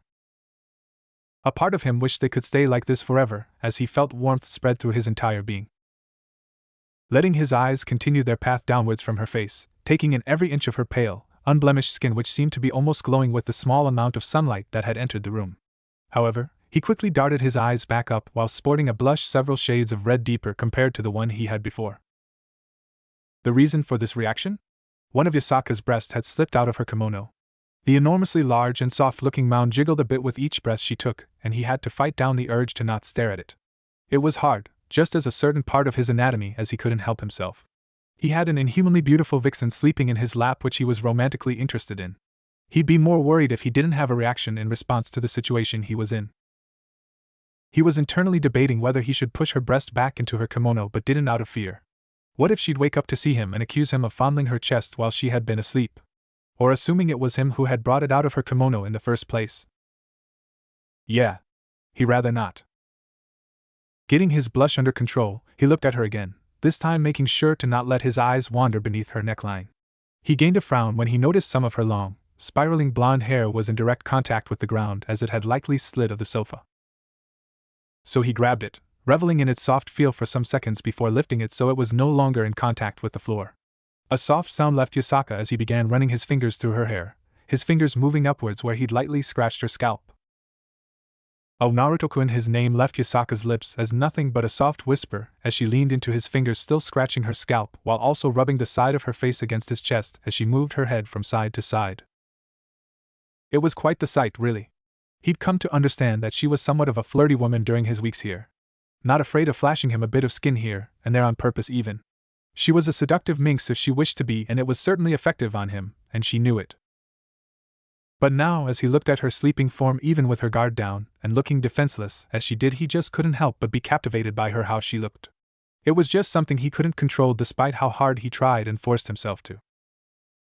Perhaps the changes he had undergone had something to do with it. He didn't know, but it was a possibility that made sense, somewhat. The sensation of something soft pressed against his lips brought him out of his thoughts. He blinked a couple times to see Yasaka awake. She still looked somewhat sleepy though. Her eyelids were lifted just enough for him to see her shimmering golden orbs of hers aimed at his, which held a certain glint to them he couldn't quite decipher. Though even if he was capable of doing so, he doubted he would be doing so at the moment, as he got over his surprise and slowly allowed his eyes to close as he pressed back and reciprocated the kiss. It was a bit weird. It was only yesterday when they had their first kiss that he had initiated, but it already felt natural. As he felt Yasaka slowly pull back, his eyes reopened and briefly flashed down. The action wasn't missed by the blonde, who seemed curious at the red that colored his cheeks before she too looked down. Oh. Somewhat embarrassed, she quickly acted by pushing her breast, one that was out in the open, and jiggling with each breath she took back in her kimono, after which she let herself crash against his chest, a longing sigh escaping her as she did so. Naruto-kun? Can we go out again soon? I really enjoyed last night, and wouldn't mind a repeat. She tilted her head slightly so she could see his eyes. Of course we can. He flashed her a smile that sent a pleasant feeling spreading through her body. I too enjoyed our date. It went well for a first time, at least I thought it did. Though, does it mean I'll get more opportunities to taste your lips? They taste rather sweet, by the way. He reveled in the way her usually pale cheeks took on a rosy color before she nipped at his chest with her eyes narrowed in a playful manner. Alright, I'm just joking, sheesh. Yasaka huffed before blinking. Wait, does that mean there will be no more dates? No, he quickly said to ease her worries. Like I said, I too enjoyed our date, and I'll make sure there'll be many more. As long as you let me, of course. As his words reached her ears, Yasaka leaned up as she captured his lips once more in a spine-tingling kiss. She brought her hands up and ran her fingers through his soft blonde locks while feeling his own wrapped around her waist. Of course I'll let you. You didn't think that after all of this I was going to let you go? Well, it was on my mind briefly, but he removed one of his hands from around her waist and scratched his cheek as he looked away. I understand, came Yasaka's soft response as she cupped his cheeks and rubbed soft circles on them with her thumbs. It likely had to do something with his past, at least that's what she assumed. A certain event that might have happened that made him a bit insecure. But it was alright. She would make sure to help him get over it, as that's what she was for. As a woman to her man. Even if he was still a boy when it came to his age, the things he had gone through and experienced as a child resulted in him being more than a simple boy. Age wasn't important to her or the majority of the supernatural. As long as they weren't an actual child, which he clearly wasn't. He looked much older than his age as well, which was a plus. She liked how he looked. His face held little baby fat, and the thin, almost unnoticeable whiskers his cheeks sported. She had to look quite close to see them. That or directly touch them with her fingers, or when she rubbed her own cheek against him. Did she already mention that she liked his hair? It was so spiky but soft as well. The sensations she felt when running her fingers through those locks were one of a kind. Yes, if they kept their interactions up and he'd end up as her partner, Yasaka would be very happy. He was everything she looked into a man she could love. Hopefully it would also put an end to the requests for her hand she loathed. Pausing her state of thought, Yasaka moved her head so she could look at him to see he had a small smile on his face with his eyes closed. He wasn't sleeping, she could tell from the rate of his heart and his breathing. What she would give to spend the rest of the day in his arms where she felt safe. Alas, she had her own duties to attend which she could postpone much longer. And so, with a regretful sight, she removed herself from his arms and got to her feet, noting Naruto opening his eyes to stare at her with a brief frown before it was gone. "Are you hungry, Naruto-kun?" Yasaka asked as it was almost noon, and so far neither had eaten anything since yesterday, and had skipped breakfast. "Now that you mention it," Naruto said as his stomach made a growling noise as if to let him know it agreed. Yasaka giggled softly before giving a nod. "I'll make us something to eat then. You mind helping out?" "Sure." Getting to his feet, he was able to take a single step before he froze. His eyes were wide as he just stood there worrying Yasaka, who watched as he slowly turned red. "And Naruto-kun?" she asked, concerned as she took a step towards him. Then, without a warning, he let out an ear-splitting scream before his eyes rolled in the back of his head and he fell forward like a puppet whose strings had just been cut. Panicking with her own eyes wide, Yasaka acted quickly as she moved and caught him before his head could impact the ground. She wasted not even a second as she turned him around and let his head rest on her lap. One hand came up which she pressed against his forehead to feel that he was warm. No, hot was a better term to describe what she was feeling. Channeling energy chakra to her hands, they were encompassed in a light blue glow, after which she proceeded to place one of her palms to his forehead.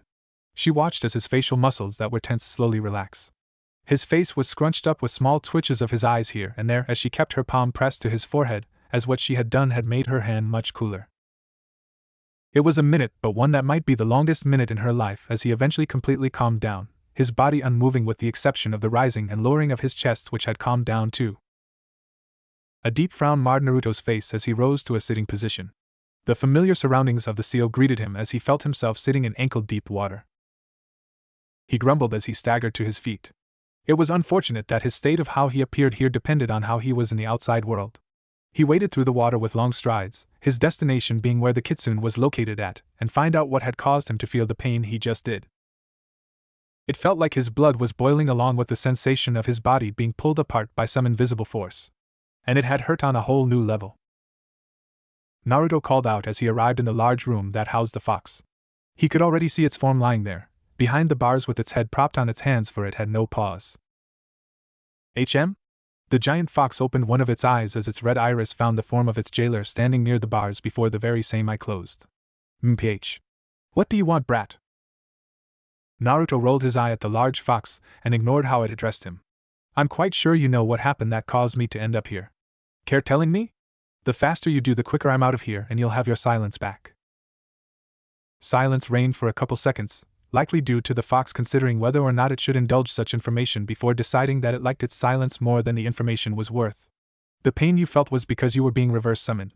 Or attempted to, at least as the invoker failed as the chakra required, is even more than I have." "I see," Naruto muttered as he looked down in thought. "I guess I should expect for it to happen again soon. Knowing who is summoning me, or at least trying to, I doubt a failed attempt will be enough to sate them. Is there anything I can do to not have it happen? I'd rather not experience that pain again." "I do not know of such ways. Perhaps if you were a seal master you would be able to create a seal that would break the connection, but since you aren't, you're out of luck." "Oh, that really sucks." He clicked his tongue as he cursed beneath his breath. He didn't even bother to look back up towards the fox as his form slowly disappeared from the seal. When Naruto blinked his eyes open, the first thing he saw was the concerned expression on Yasaka's face as he felt one of her hands placed against his forehead, which gave off a welcome cold, as he felt that his entire body was way warmer than usual. "Ah, Naruto-kun, are you okay?" Yasaka immediately asked him after letting out a gasp when she noticed he regained consciousness. Despite his vision still being somewhat blurry, Naruto managed to give a weak nod as he pressed his head deeper into her lap as it was like a soft cushion. "I think so?" he rasped out. "Hey, I don't think I'm able to help you out in the kitchen right now." He chuckled, which was joined by Yasaka, who giggled softly as she shook her head. "It's fine. Your health is more important." She lifted his head from her lap, positioning him in a sitting position as she stood up before helping him to his feet and walking him over back to the sofa where she gently pushed him down. "I'll go make us some lunch. After that, you mind telling me what caused this?" Looking at her, he could see the genuine concern she had for him, which was rather touching as he nodded. Of course. Good. I'll be back soon with our lunch, don't go anywhere. She failed to stifle a chuckle at the look he sent her before she left the room. Watching her leave, he couldn't help but notice the graceful and seductive manner in how she moved and was unsure if she did so deliberately or not. Regardless of the answer, it was nice on the eyes as she was still wearing that very same kimono from yesterday evening that clung and highlighted her figure that aroused jealousy in any women, especially those of the supernatural world. And to think that of all the people she could have picked, she chose him. Perhaps this was some higher being's way to apologize for his childhood and life in general before this. If it is, he welcomed it honest. He doubted he'd end up with someone else otherwise. Since he had been a child, he wanted someone that cared about him and someone he could care about. A family of his own which he had yearned for after watching everyone around him with one, and he was left alone. Even back when he was staying in the orphanage, they had managed to make him feel like there was no one for him, even excluding him from any activities they would do. It was painful. It was painful back then, and it was painful right now even thinking about it. Lost in his thoughts, he wasn't aware of how much time seemed to have passed until the scent of food reached his nostrils and he sniffed a few times as he returned to the outside world. And as he did so, he was greeted with the sight of Yasaka walking back into the room, her head moving lightly from side to side with each step she took.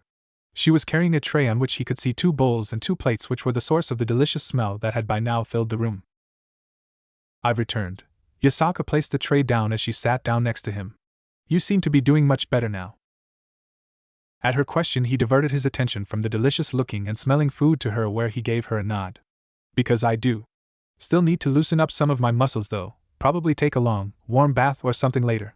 He accepted the bowl Yasaka held out for him, staring at its content, which consisted of steamed rice, pieces of chicken, egg and green onion, which was used to finish the dish. He licked his lips while his fingers twitched as he took the chopsticks in his hand. Before he dug in, he thanked Yasaka for making the dish, which was returned by her smile as they began eating together in a comfortable silence.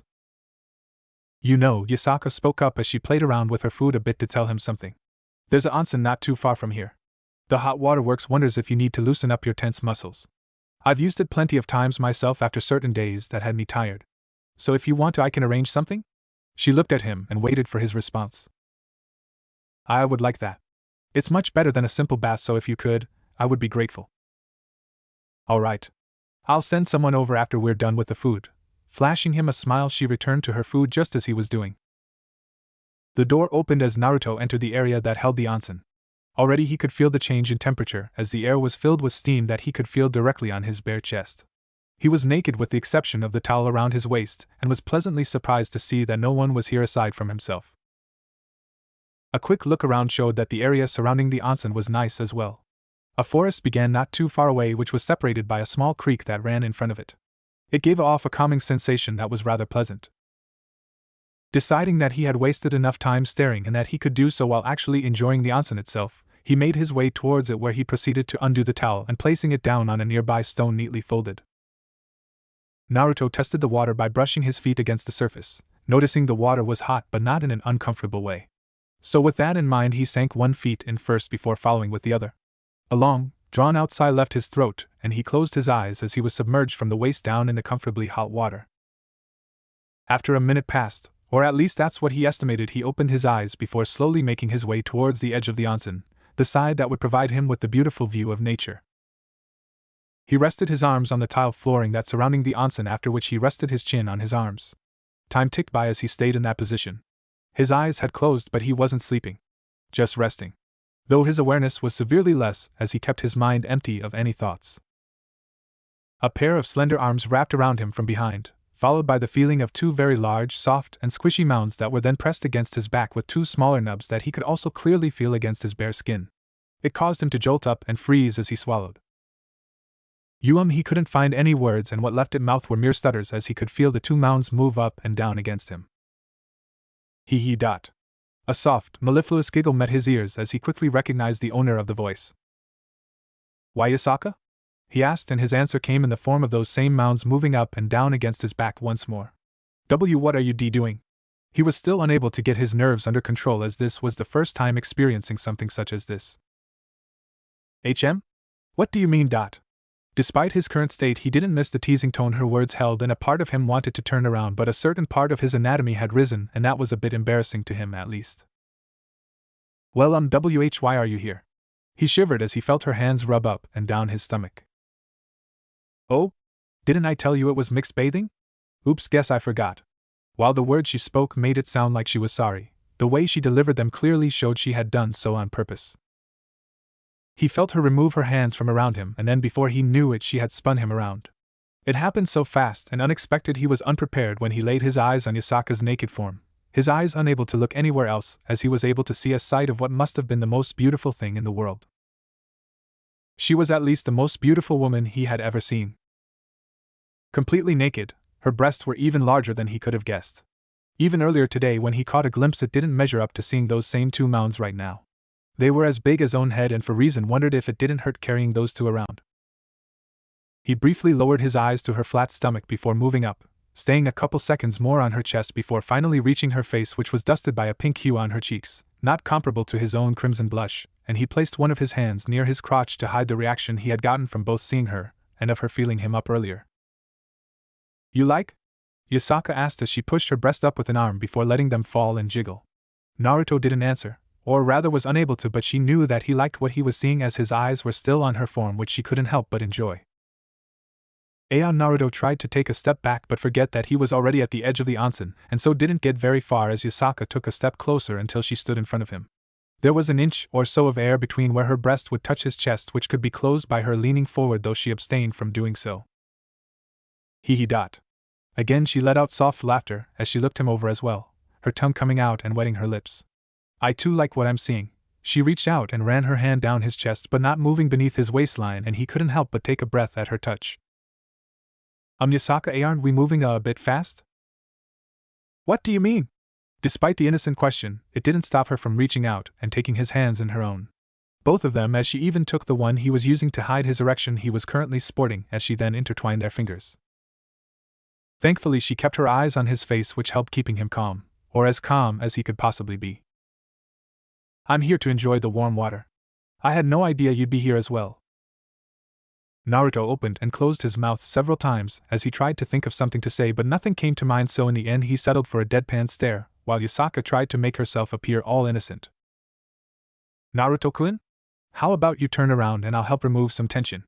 The blonde stared at her for a handful of seconds before realizing that they were still both naked and the water didn't reach past his waist, and it went a little further with Yasaka, who was a bit shorter than him. Still, he wordlessly turned around and positioned himself the same way he had done when he was still alone in here. Soon after he had done so, he felt Yasaka press her chest to his back much like before, though much quicker and obviously in a teasing manner, as his sensitive hearing caught the soft giggle she had failed to hold. Her breasts then left his back and were replaced by her hands, which were delightfully soft as she began working his muscles. A mixture of suppressed moans and groans left him as Yasaka seemed to know exactly where she needed to apply extra pressure to massage the knots that had formed in several places. A relieved sigh left him each time she got rid of one, as the effect was immediate. GHHK right there. His eyes rolled into the back of his sockets as her hands massaged a certain spot he didn't even know he had any issue with. But damn, it must have been some sort of highly sensitive spot on his body, as his back arched involuntarily when she dug her palm deeper at that area. Your muscles really are tense, you know? Much more than I was initially expecting. She paused briefly while continuing the massage, moving towards different spots she had felt needed to loosen up too. No worries though. That's what I'm here for. To help you relax? As the massage went on, Naruto got close to falling asleep several times, only to be pulled out of actually doing so whenever she'd hit a new spot. Still, it had him worn out enough that he could only nod in response to whatever she'd say. Eventually, and much to his dismay, her massage came to an end and he couldn't help the disappointed whine that escaped him. Wah! He let out a noise as Yasaka draped herself over his back. He decided to be considerate though, and removed her from his back as he turned around and then sat in the onsen, the water coming to just beneath his neck. He expected Yasaka to sit down in the water next to him, so he was visibly surprised when she decided otherwise and proceeded to take her spot on his lap in a similar manner to the one she had when he had woke up earlier this morning. He was glad she had decided to sit sideways though, so she wasn't rubbing up against his member, which was the last thing he wanted to happen right now. Or at least that's what he told himself. Yasaka rested her head on his shoulder as she her time, and enjoyed the warm water on her naked body. She opened one of her eyes and stared at his face as she felt him run his hand up and down her back. It was quite nice, and she couldn't help but press herself a bit more against him. Naruto meanwhile was sporting a relaxed smile as he enjoyed the extra weight from Yasaka on his own. Something about direct skin contact with her always had him yearning for more, and he couldn't help himself as pressed his lips against to the side of her head. It really did feel natural, showing her affection like he was doing now. Perhaps because she would actually return the affection he gave with her own. The two stayed in that position in the onsen until the sun began to set. How long that was neither knew, but it had been quite a while until Yasaka got off his lap and began making her way to where she had laid her towel, which was on a stone next to his. He followed after her, of course, his eyes occasionally moving downwards before quickly moving back up, unaware of the smirk Yasaka held. Wapa! What a long day. He was in his room, lying in bed while busy staring at the ceiling. It was both outside and in his bedroom. The only light coming from the moon that was shining brightly in the night sky and entered via the window that was left uncovered. It was warm in the room, and so he had his window wide open, enjoying the feeling of gusts of wind that occasionally came by. And glancing out of his window, he could see the slow swaying branch of a cherry blossom that was outside. Today really had been eventful, as much more had happened than he thought would be possible. His cheeks turned red as the image of Yasaka, naked, appeared in his mind, which he quickly banished. Yeah, that had been quite unexpected, though he wouldn't complain. That'd be rude and an insult to her. He wondered how they were going to act onwards from this, as like he had told Yasaka, they were moving rather fast. Though a part of him welcomed her forwardness. Her small touches and kisses she would give him were nice, and something he could get used to. Glancing at the clock that hung on the wall, he could just make out how late in the evening it was as he buried his head more into his pillow as he got ready to enter the land of dreams. His eyes barely closed before they reopened as his ears caught the sound of his bedroom door sliding open. Eh? He muttered softly as he turned his head to the side after hearing the door being closed. Why, Yasaka?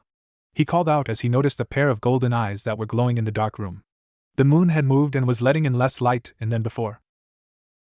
Shhhh, Naruto-kun? She stood next to his lying form, and up close he could make out the night dress she wore that was see-through from her chest down before turning opaque once it reached her crotch area. He couldn't help himself as his gaze wandered down her legs as certain images began to fill his mind. He gave a grunt to show he was still awake. You mind if I sleep here with you? After last night I'm having trouble falling asleep by myself. Naruto was silent for a moment before he properly processed what she was asking of him. And a quick glance up at her face showed that she was being genuine with her question.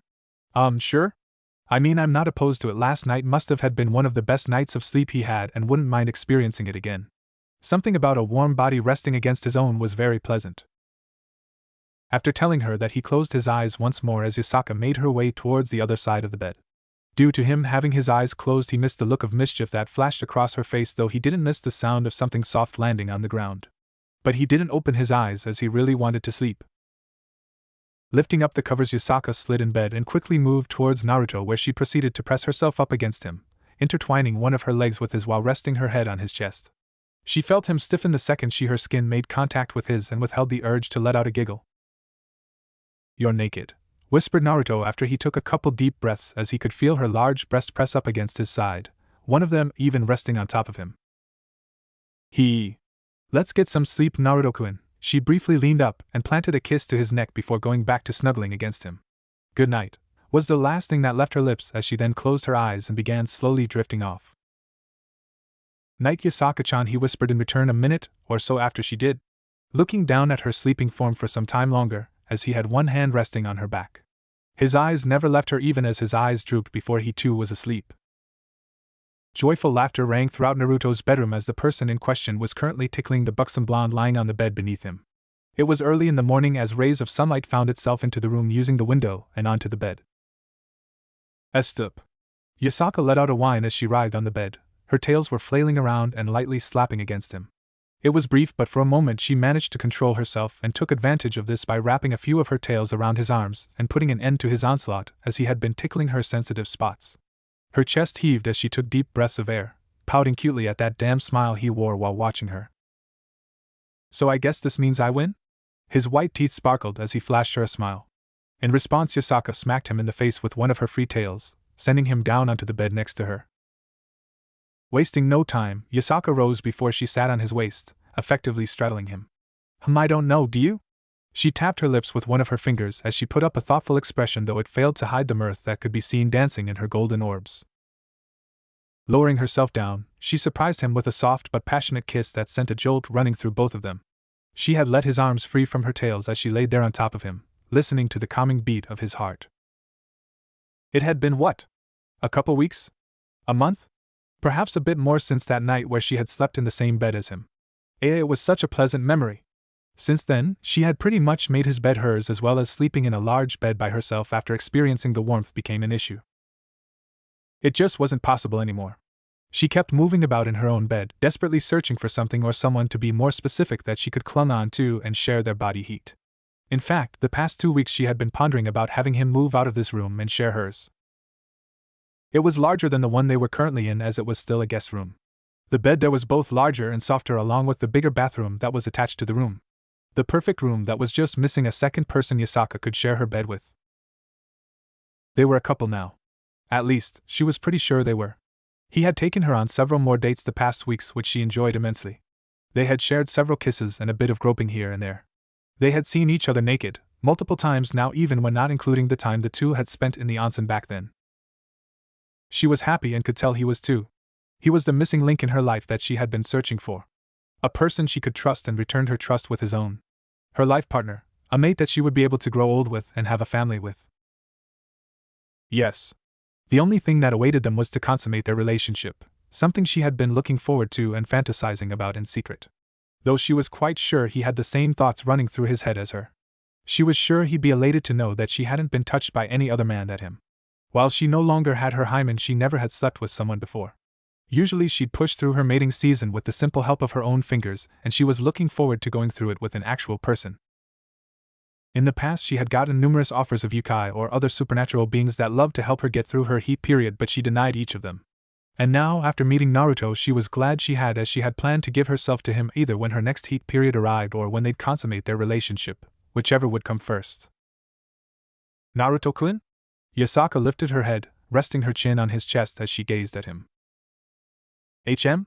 Her fellow blonde hummed as he paused his hands that he had been using to rub her just behind her ears, eliciting soft purring noises from her. No, it's nothing. She gave a soft smile before resting her head back onto his chest. Oh, all right. He went back to rubbing her head as he stared up towards the ceiling. The pair was engrossed in nothing but the warm presence of the other, and so either of them noticed a brief flash of light that appeared in the room, partly covered up by the sun that was close to shining in Naruto's face. After the bright flash happened, a woman could be seen standing in the room. She blinked a couple times as she looked around, her long raven-colored hair following her movements until her eyes, golden like small suns themselves.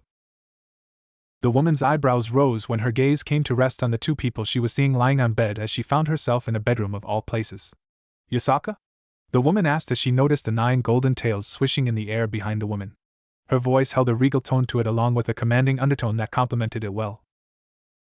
Hearing a voice that belonged to either of them, Yasaka quickly moved into a sitting position while turned towards the source of the third voice in the room before a gasp left her parted lips. Amaterasu-sama! She exclaimed in shock at seeing the goddess who was in the room with them before quickly blushing as she wondered how long she had been there. Naruto leaned up a bit, supporting himself using his elbows as he too looked at the newcomer. He had his eyes narrowed a bit as he could sense the strange aura of the woman Yasaka called Amaterasu. Gears in his mind began to turn, though he kept silent, as he had a suspicion that there was more to the woman that he could see at first glance. Her name being the same as the Shinto goddess of the sun was something that had piqued his interest as well. You know, I've been trying to get in contact with you these past couple of weeks. Her eyes shifted over towards the other blonde who Yasaka was sitting on. She refrained from raising an eyebrow as he seemed a bit young. But I see now why you've not been responding. Amaterasu couldn't stop the corners of her lips curving upwards at seeing Yasaka's cheeks turn red at her words. Amaterasu-sama! Yasaka cried out as she felt embarrassed from her words. Hi, you know I'm just joking with you, Yasaka. Still, I didn't expect this when I came down here. Her eyes flickered over towards the blonde on the bed with her, and Yasaka understood. Then why are you here, Amaterasu-sama? I admit I hadn't realized you've been trying to contact me as I was busy with personal matters. Yes, I can see that. As for why I tried to contact you, a while ago we registered an unknown energy that appeared here in Kyoto. Initially we didn't think much of it, and assumed it would leave Shinto territory, but as weeks passed it was clear it did not. I wanted to meet with you and ask if you have more information, as the energy signature was rather large. Yasaka and Naruto exchanged glances, something that did not go unnoticed by Amaterasu before the blonde Kyuubi got out of the bed, slightly adjusting her kimono as it was threatening to show Amaterasu more than she wanted to. Let's discuss this somewhere more appropriate if that's okay with you. A wave of her hand was her answer. That's fine. Will he be joining us? Yasaka gave a slow nod. Yes, I think it would be wise to have the subject of our conversation present. Huh, was Amaterasu's response as she watched Yasaka leave the room. She then glanced over towards the other blonde who too had gotten off the bed as she processed the foxwoman's words. It wasn't until she was the only one left in the room that she snapped out of her dazed state and quickly hurried after them. So that's how it is, Amaterasu mused as she was looking at Yasaka and the other blonde she now knew by Naruto. They were currently in an office of sorts that was near the front of the palace. She was sitting in front of a desk while they were sitting beside each other on the other side. While I'm glad to know it wasn't anyone dangerous, I still would have liked it if you had reported him to me, at least so we'd be aware of his presence here. I'm sorry, Amaterasu-sama. Yasaka bowed her head. I was going to, but I've been quite busy these past months and forgot. With her head still bowed, Yasaka wasn't able to see the smirk on the sun goddess' lips, unlike Naruto, who did. Yes, I saw you were quite busy earlier when I came here. Yasaka sent her a shocked look as her tail swished around, rubbing her own blushing cheeks while doing so. Ha! I'm just joking with you, Yasaka-chan. A more affectionate suffix was used as Amaterasu smiled at her. Though, I have to say I'm glad to see you finally found a partner after so long. You seem much happier than you did last time I came by. So since you two are a couple, I can send offers I've received for your hand back. Ugh, they still haven't stopped? Yasaka made a face as she stuck out her tongue in disgust. Amaterasu shook her head as she sent her an empathic look. I'm afraid they haven't. Some of them don't seem to know what no means and keep sending more letters. She then turned to Naruto. You should consider yourself quite lucky, Naruto. The amount of men she has rejected over the years is impressive. Yasaka-chan here is a very sought-after woman in the supernatural world, having gained the interest of devils, fallen angels and gods from other pantheons that want to make her their wife. I'm not sure what's different about you compared to those that came before, but I look forward to finding out. Are we done here, Amaterasu-sama? The sun goddess nodded as she stood up but then paused. Actually, I almost forgot, but why do I sense the lingering presence of death around you? I doubt you've come in contact with Shinigami since you've been here only a couple months. Shinigami? Naruto repeated as a confused expression marred his face. He had scrunched up. His eyes then lit up as he remembered a piece of information Jiraiya told him during their 3-year trip. One of the few useful things he learned from that perverted toad.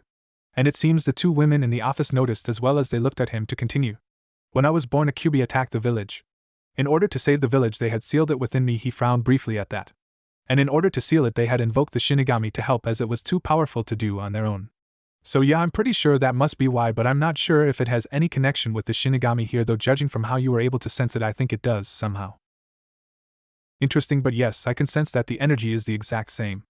I might visit him later and have him answer some questions, as he never told me he has done anything of sorts. He usually keeps to himself and sends out underlings. He also doesn't do much other than send over souls of the deceased in Shinto territory. Could you come back if you manage to get something out of him? Naruto inquired of her. It would be nice if he knows any way of entering the world I'm from. You want to leave? Yasaka asked as she frowned at him. No, I didn't mean it like that. I like it here, and prefer it to where I'm from, and hope to continue living here with you. The latter was said in a soft whisper but was still heard by the other occupants in the room. Amaterasu smiling at his words and how Yasaka cheered up at hearing that. It's just that there are some people there who are likely worrying themselves to death over me, and I just want them to know I'm safe and well. How considerate of you. Amaterasu smiled as she already began to have an idea of the kind of person he is. If something comes out of this, I'll be sure to drop by. That's all for now. Nice speaking to you again, Yasaka-chan. You as well, Naruto, and I hope the next time I come by the two of you have made it official. She winked at their flushed faces before with another flash of light she was gone. A moment of silence reigned, during which Naruto and Yasaka stared at another before it was broken by the former. She was nice. Much nicer than I imagined someone like her would be. Are they all like her, or is she a special case? Yasaka hummed as she thought it over. Her brother, Susuna, is like her. Inari is similar as well. I haven't met others, but I heard from Amaterasu-sama herself that they are different. Aside from them, I know the Greek gods, with the exception of Hades and Ares, are somewhat eccentric, if not a bit perverted. The deadpan stare that accompanied her words told him all he should. All right then. Say, do you have anything planned for today? No, I don't. Why? Just because. You mind spending the day together then? I was planning on taking a nice, long walk and having you join me would be nice. I'd like that. Where are you planning on going though? Bamboo forest. I read about it and wanted to see it myself. The weather outside is nice as well, which is a plus. Okay, Yasaka nodded. But let me make us some lunch as I assume we'd be gone for a while. Want me to help? He asked and got his answer as she took his hand in her own and walked out of the office into the direction the kitchen was at. 8 pairs of eyes watched impassively as the last remnants of Bijou chakra was sucked out of the Jinchuriki of the Four Tails, his lifeless body harshly impacting the ground afterwards. That's for now, Itachi-san? Kisame muttered to his partner, having been the one to reel the Jinchuriki in all by himself. Only 5 more to go now. Say, Leader-sama, any update on our other target? Referring to the Kyuubi Jinchuriki who's been hot news ever since he went missing. No. So far we've got nothing and Zetsu has had no luck either. Thankfully the Kyuubi is sealed last, so we'll have some time.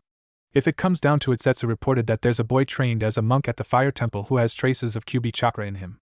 But that's only our last resort. Then what do you want us to do in the meantime then, Leader-sama? Itachi's soft, monotone voice rang through the cave they were in. Pain shrugged. Do whatever. Hunt bounties or something and keep an eye out for any hunter nin that are sent out after you. By now all of the 5 villages knows us and are actively searching for us. We'll meet again when the Gobi is ready to be sealed.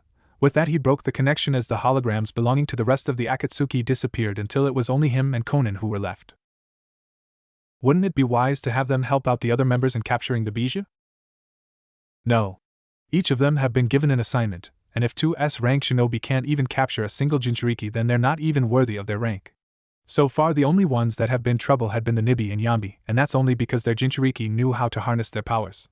According to Zetsu, the only trouble ones left will be the 6 and 8 tails, which I will get myself, as they too are able to harness their Bijou. Especially the Jinchuriki of the 8 tails is considered a perfect Jinchuriki and brother to the Reikage, who I expect to fight as well. If you say so, Pain. By your leave. Hiya! The sound came from the training ground that belonged to the Hyuga clan.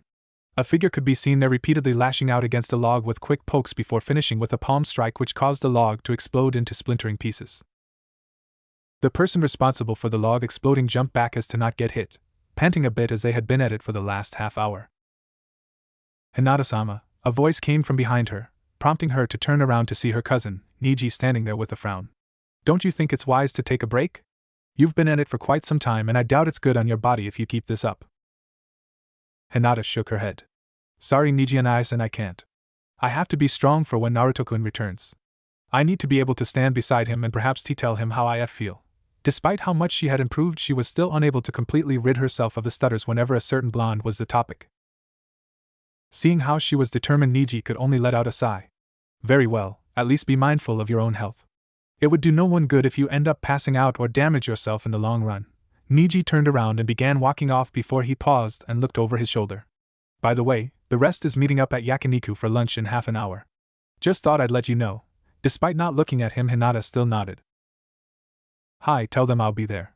With that said, she moved over to another log and began attacking it as well, repeating her previous movements as Niji left her by herself. It was peaceful. The only sounds that were heard were those of their own footsteps and the whistling of birds around them. It really added to the beauty of the place, as it was a great way to clear one's mind of their thoughts. I'd been wondering, Naruto mused as he looked to his right where Yasaka was resting her head on his shoulder, as she was leaning on him as they walked. You said you're able to transform into a fox, right? At her hum of confirmation, he continued. Would I be able to transform into a fox as well? He couldn't help but ask, as the prospect of running around as a fox was pretty cool in his mind at least. Maybe?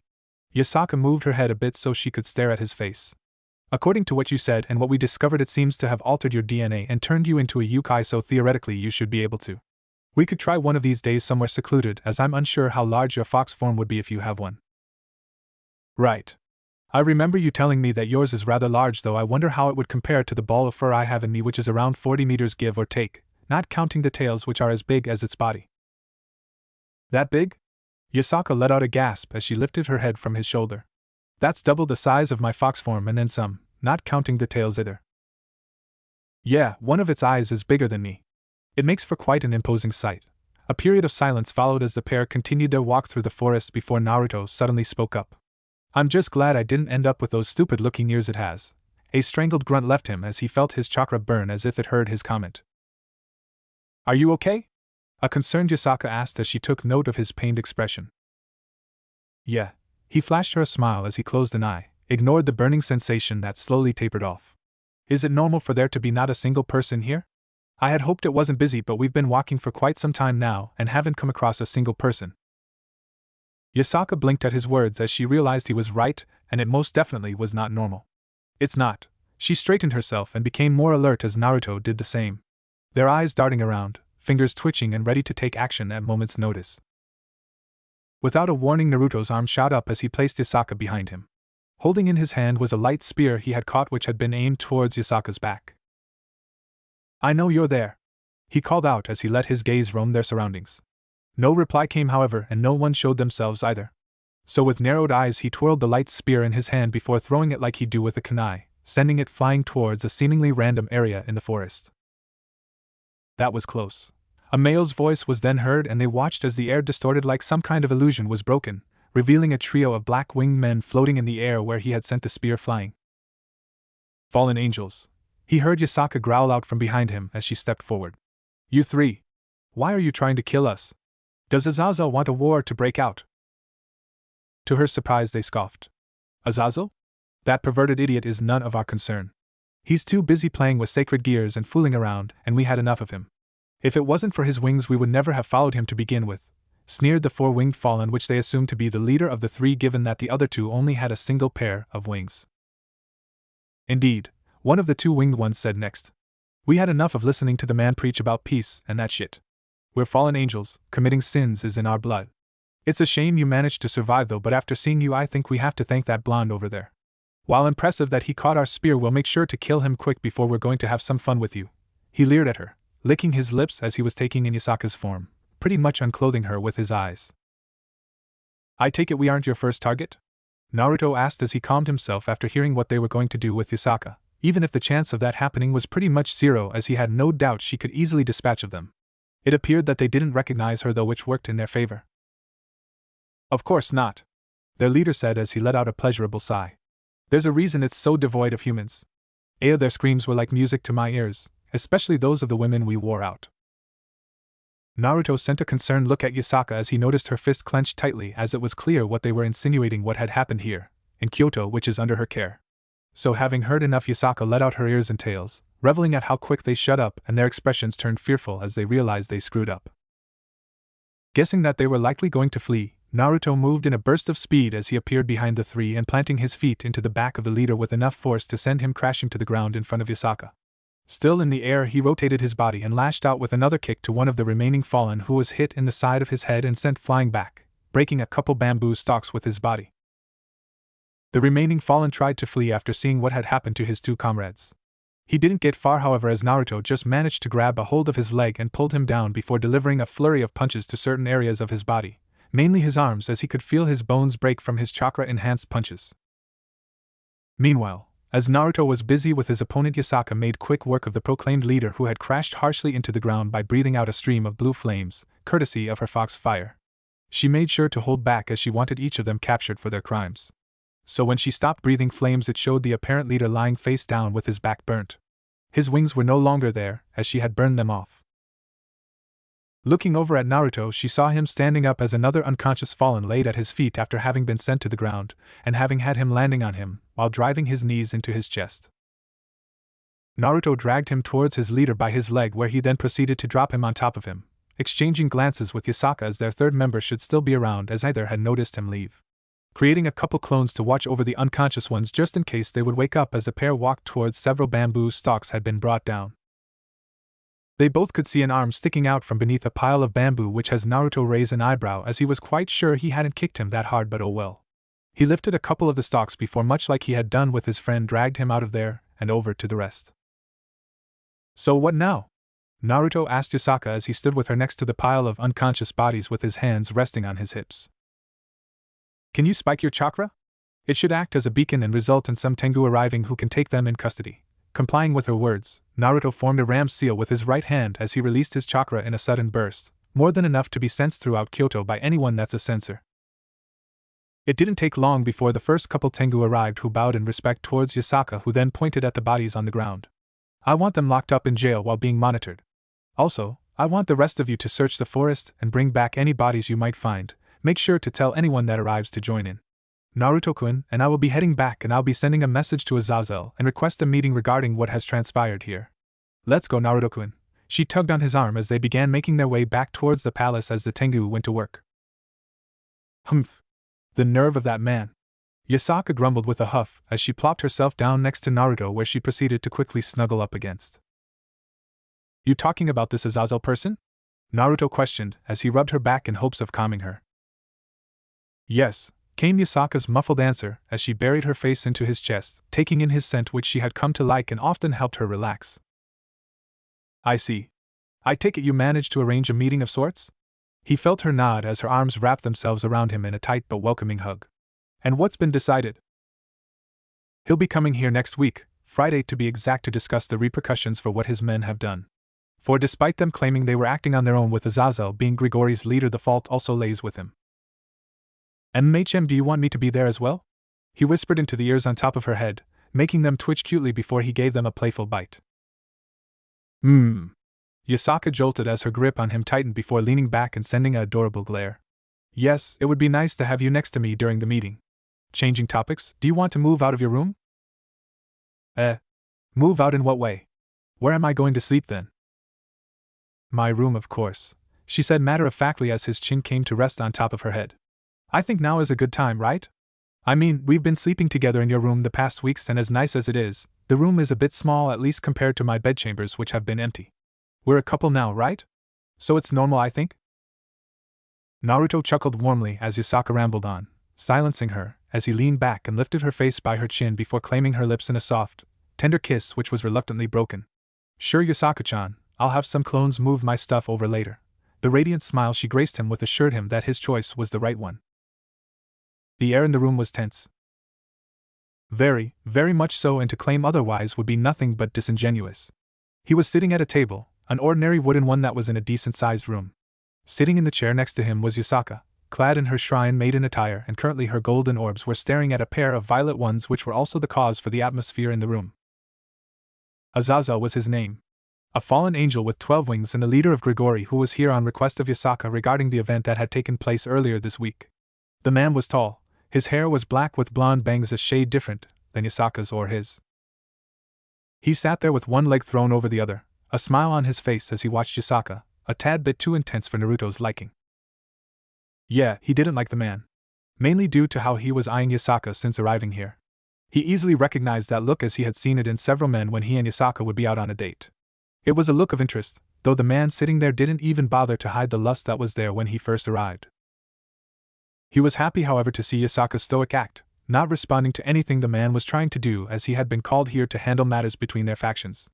And a part of him relished as he caught the brief flash of frustration in Azazel's eyes when Yasaka placed her hand on his as if she had been reading his thoughts. You still haven't answered my question, Azazel-san. Come on, Yasaka-chan. Azazel threw his hands up, missing or not paying attention to the twitch of her left eye at the suffix he was using with her name. They said it themselves, didn't they? They were acting on their own as their views don't align with mine. First of all, Azazel-san, I prefer if you refrain from adding such a suffix to my name. We are not that close, and there are 2 people that I allow to call me as such. Secondly, don't come here with that. As leader of Grigori, it is your duty to control your people, as at the end of the day they're still fallen angels even if they claim they're not associated with you. You know we have retrieved over 24 bodies from there? Man, woman, and even children, with the women showing signs of, while the other 2 were all brutally murdered. As the ruler of Kyoto, I can't have that happening under my watch. Amaterasu-sama was very angry when I had informed her of what had transpired. When Yasaka mentioned the Shinto goddess of the sun, even Azazel straightened in his seat. It was expected, of course. Of all the pantheons, the Shinto gods were known to be the closest to their admirers, especially Amaterasu, who loved her people as they did her.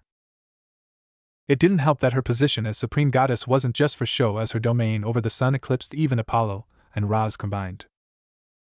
Then what are you asking of me? Frustration leaking into his voice as he stared at the busty Yukai sitting there. I'm asking you to get a hold of your people. Of the 3 major factions, that are fallen angels who keep causing problems. Angels stay up there in heaven, the devils mostly keep themselves down in the underworld with the exception of a select few, but at least they behave. Every time it are the fallen that cause problems, and after a short discussion with Amaterasu-sama we decided to ban any fallen from entering Kyoto. What? You can't do this. Please rethink what you're saying. Yasaka shook her head, which in turn also made her chest shake, something that had Naruto's attention. I wish I could, but I can't. This wasn't the first time it happened, and I'm afraid if we wouldn't do something it wasn't going to be the last time either. Starting from Friday, fallen angels are no longer welcome in Kyoto. If they're spotted they'll be kindly asked to leave, and if they don't comply we will use force. I hope you make sure to inform your people of this, as they have no one to blame but themselves.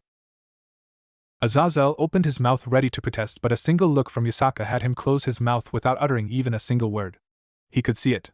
She was set on the rule, and no protest or anything he said would change her mind. He glanced at the blonde sitting next to her, several emotions flashing across his eyes as he wondered what was different about him. What made her choose him over the dozens that came before him, himself included? He wasn't a devil, that was he sure of. He looked to be not even in his 20s, a mere boy compared to himself. And he could sense his power, which while seemed impressive for someone his age wasn't anything to write home about, and definitely not close his own. So what was it? Everyone knew women, especially those in the supernatural, were attracted to power, but what made Yasaka so different? A woman that was sought after by any hot-blooded male, single or not, but rejecting any man up until now. Something about the blonde had to be special. He couldn't think of any reason otherwise. He'd have his men back and Grigori find out everything about him. While not a threat per se, something about him had Azazel on guard even unconsciously. I see I won't be able to change your mind on this. Very well then. Azazel then stood up and spared the other two persons in the room a look before he turned around and exited the room. Once she was sure she couldn't sense him anymore, Yasaka let out a long and heavy sigh, her shoulders sagging as her stoic expression morphed into a frown. Something wrong, Yasaka? Naruto asked her as he moved his chair closer to hers, placing a comforting hand on her back which he began to rub up and down, and caused her to lean into it even if she wasn't aware she was doing so. Sometimes I regret being born into this position, she muttered softly as she turned towards him, her eyes showing him how tired she truly was along with the strange smile she wore.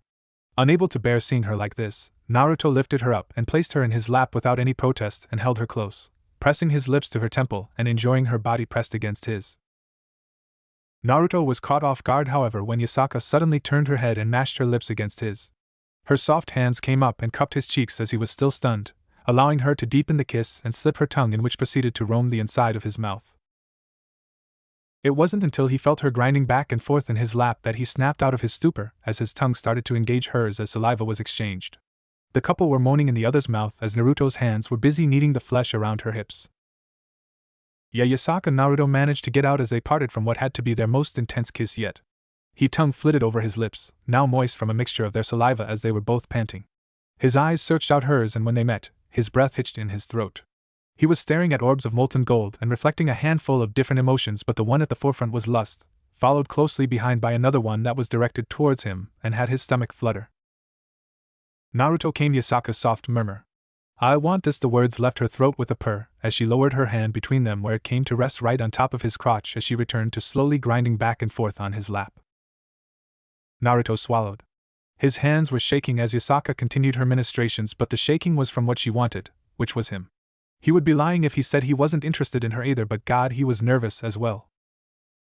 Depending on his answer, he was going to lose his virginity and make their relationship official. She'd be his and he would be hers. A single look in those needy orbs of her sealed his answer as without a warning he flickered them out of the room. The couple reappeared in their bedroom, their lips locked in a passionate kiss. Yasaka was combing her fingers through his blonde locks before she was dropped onto the bed. Naruto joined her as he crawled on top of her, looking down at her panting face, rosy cheeks and lustful golden orbs. A part of her haori had come undone, revealing more of her bountiful breast which moved with each breath she took, and he couldn't help but lick his lips at the sight before he leaned down and took her lips again. His hands sought out hers and he intertwined their fingers as their tongues dueled and saliva was exchanged. Yasaka let out pleased moans into their kiss. Her eyes were closed as she had her legs wrapped around him to keep his body pressed on top of hers. Naruto didn't mind it one bit. He welcomed it, in fact, as he moved away from her lips down to her neck, where he started to kiss and suck on her skin, her disappointed whine turning into a mewl of pleasure, and her hands came up to the back of his head to hold him there, as she hoped he'd leave a hickey or two there as a mark of sorts. His own hands weren't idle either. He had one kneading her meaty thighs from underneath her hakama, while the other was fondling her breast, squeezing the soft but perfect orbs that didn't even fit in his hand. She whimpered each time his thumb would flick over her, which hardened under his touch. And more Naruto, more dot. He heard her say and obliged as he licked a trail up her throat, his eyes spotting the 2 darker spots on his skin where he had been kissing and sucking on previously before he began kissing a trail down her neck towards her chest, undoing more of her haori, as he continued. He leaned back to completely remove her haori and leave her naked from the waist up, but not before flicking her with his tongue, which had her arch her back with a cry. Once he had divested her of her haori, which he had thrown somewhere off to the side, he wasted no time as he buried his face between her breasts, the 2 spheres large enough to envelop his head completely. He kissed and nibbled her breasts, lathering them in his saliva as Yasaka writhed beneath him, grinding her core up against his still-clad form with need. Slowly he moved away from between her chest and kissed the trail up to her right mound before enveloping her hardened with his lips, sucking and flicking the hardened bud in his mouth, circling around it to tease her, and even giving it light tugs with his teeth as his hand kept her other breast occupied. Yasaka was currently in a state of rapture as her eyes were glazed over. Never had she experienced anything like this. Not even her own fingers and hands could compare to what Naruto was doing to her. A part of her questioned how he knew what to do, but those thoughts fleeted her mind as his lips switched breast. Naruto groaned as he continued to maul on Yasaka's chest, but it wasn't from her fingers that were digging in his skull, but rather how constructed his pants felt, as he was as hard as a rock and it was uncomfortable. He decided to rid himself of his pants as he leaned back, watching how her breasts were gleaming from his mouthwork, heaving up and down as Yasaka was taking deep breaths, her eyes fluttering towards him to see why he had stopped. Any protest she might have had died when she laid his eyes on his now boxer-clad form with a visible bulge.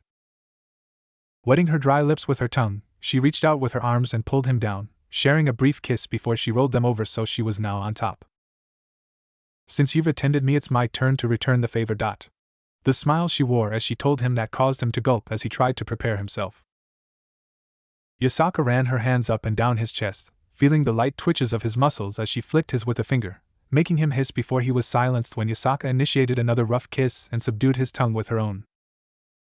Low groans left him as he felt her grind back and forth, the sensations much more noticeable now as he rested his hands on her behind, giving her meaty cheeks a harsh squeeze which caused her to bite his lip before she leaned back. His gaze came to rest of her plentiful chest, those 2 enormous orbs swaying along with her grinding. He was sure there was not a single man alive that wouldn't kill to be in his position. Removing his hands from her plump behind, he was about to reach up and cup her breasts when she caught his hands, smiling sultrily at him while shaking her head. Once it appeared he understood, she let go of his hands and started another lip lock that didn't last long as she started to kiss down his face, nibbling on his neck and making sure to leave a mark there like he had done with her. Yasaka smirked when she heard him suck in a breath as she dragged her breast down his chest, feeling herself get even wetter down there as her hard scraped against him and bringing pleasure to the both of them. Honestly, she had quite enough from this and wanted to get to it. Not the sex itself, rather she wanted to feel his lips and tongue caressing her core and return the favor, as she could feel he was getting agitated the longer his rock-hard cock remained unattended. Getting up from him and the bed, his eyes were on her as she stood at the foot of the bed, where she proceeded to slowly undo her hakama, making sure to do it as slow and sensual as possible as it slid off her curvaceous body and onto the floor, leaving her clad in just her panties, which had a noticeable dark spot on them from her own juices. Smiling, Yasaka turned around and bent over as she proceeded to slowly drag her panties down her legs, allowing him to be the first person other than herself to gaze at her untouched labia that were pressed together and glistening in the light. And despite Yasaka's being the first one he had seen, he doubted there existed one more perfect than hers.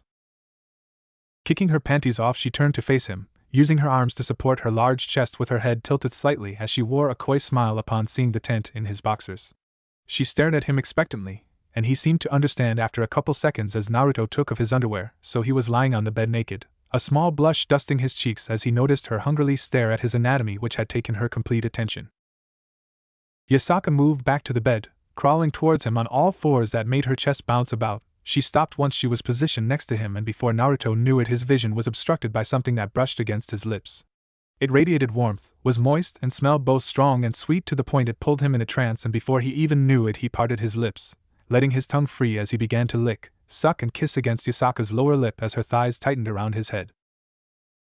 It wasn't until the sensation of something warm wrapping around his other head hit him that he exited his trance, pausing and eating Yasaka out, and letting out a drawn-out moan, which in turn had her moan from the vibrations against her sensitive, which let out more of her fluids. His hands were resting on her cheeks, which he involuntarily squeezed upon, feeling what he assumed to be her tongue circling around his length before he tried to ignore it and go back to eating her out. Now that his mind was actually there, he was able to focus more as he traced her outer lips with his tongue. Up and down his head moved as he had his eyes closed, and was somewhat surprised he was enjoying it as much as he did.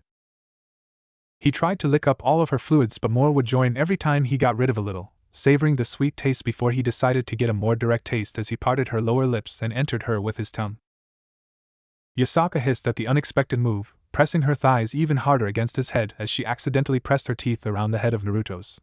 Yet, instead of cursing as she expected him to do, she felt him twitch in her mouth, his fingers digging in deeper into her meaty cheeks, and could feel his tongue wiggling inside of her. She closed her eyes while continuing to suck and lick around his length. She used one of her hands and began fondling his balls as she was pressing her sex deeper against his face, and began grinding back and forth while her other hand was pumping the base of his, which she hadn't put in her mouth yet. Fuck. This is better than I could ever imagine, Naruto mused inwardly as he squeezed his eyes shut and began to give light thrusts into Yasaka's warm and moist mouth, feeling her teeth scrape against his head, which only further increased his pleasure. Now he understood Jiraiya's obsession with the opposite sex, as he never imagined it'd be this good. And they hadn't even gotten to the main course yet. Unfortunately, despite everything, Naruto was still a virgin, so Yasaka wasn't surprised when she felt him twitch repeatedly in her mouth. She herself wasn't far off either, so she let everything but the head of his out of her mouth, which she repeatedly flicked against with her tongue, as she increased the pace of her grinding even more. He came with a loud moan, erupting in her mouth as her tightly sealed lips letting not even a droplet escape as several spurts of his warm seed entered her mouth. Even as he came, she didn't pause the swirling off her tongue as she coaxed out more of his seed, which she swallowed without a moment's hesitation. However, Yasaka didn't expect to come herself, as she had played with herself before, so she was unprepared when found her clit, and gave it a hard suck and scraped it with his teeth, sending her over the edge as liquids were expelled from her core onto Naruto's face with a scream and into his open mouth. Her body shook as reached her peak, after which she fell limply on top of him after losing the strength to hold herself up. She was panting harshly while letting out soft whimpers as she felt him still lapping at her core. Her eyes had briefly lost their focus after reaching nirvana, and she blinked a couple times before noticing Naruto's somewhat soft length in front of her, and moved her face a bit closer as she began showering it with soft kisses that had him soon hard again.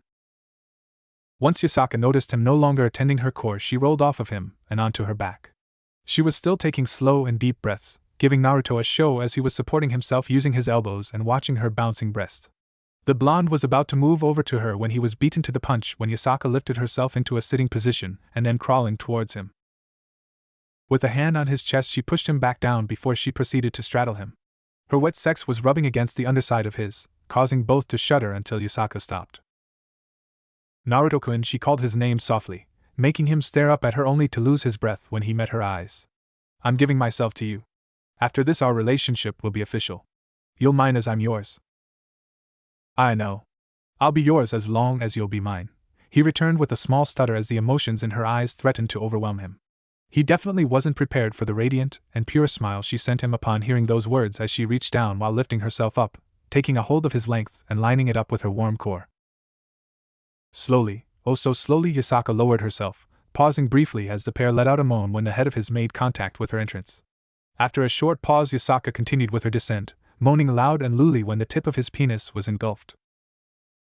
Likewise, Naruto had a single eye shut as he could feel her insides fluttering around the head, which was much warmer and wetter than he had thought, despite having eaten her out earlier. His hands were resting on her thighs, which he was giving soft squeezes to like a massage as Yasaka scrunched up her face as she felt a bit of discomfort as her inner walls parted for the first time. She felt herself stretching around his length.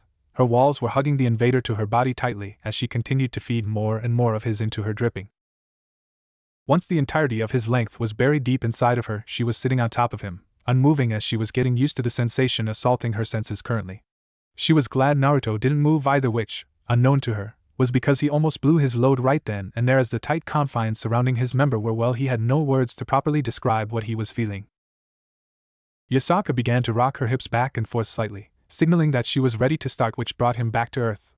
The rocking of her hips increased within a minute as she started grinding down onto his length as well, and Naruto had his hands travel up from her thighs to her hips as he began giving small thrusts up into her. Fuck. Yasaka moaned as she came down the same time he thrusted up into her, reaching even deeper inside of her. Again, she demanded as she was letting more inches leave her tight snatch before plunging back down. Both began panting as their pace increased, her moving up when he would move down, and then lowering herself as he thrusted up, and soon the sound of her ass cheeks impacted his crotch was heard repeatedly throughout the room.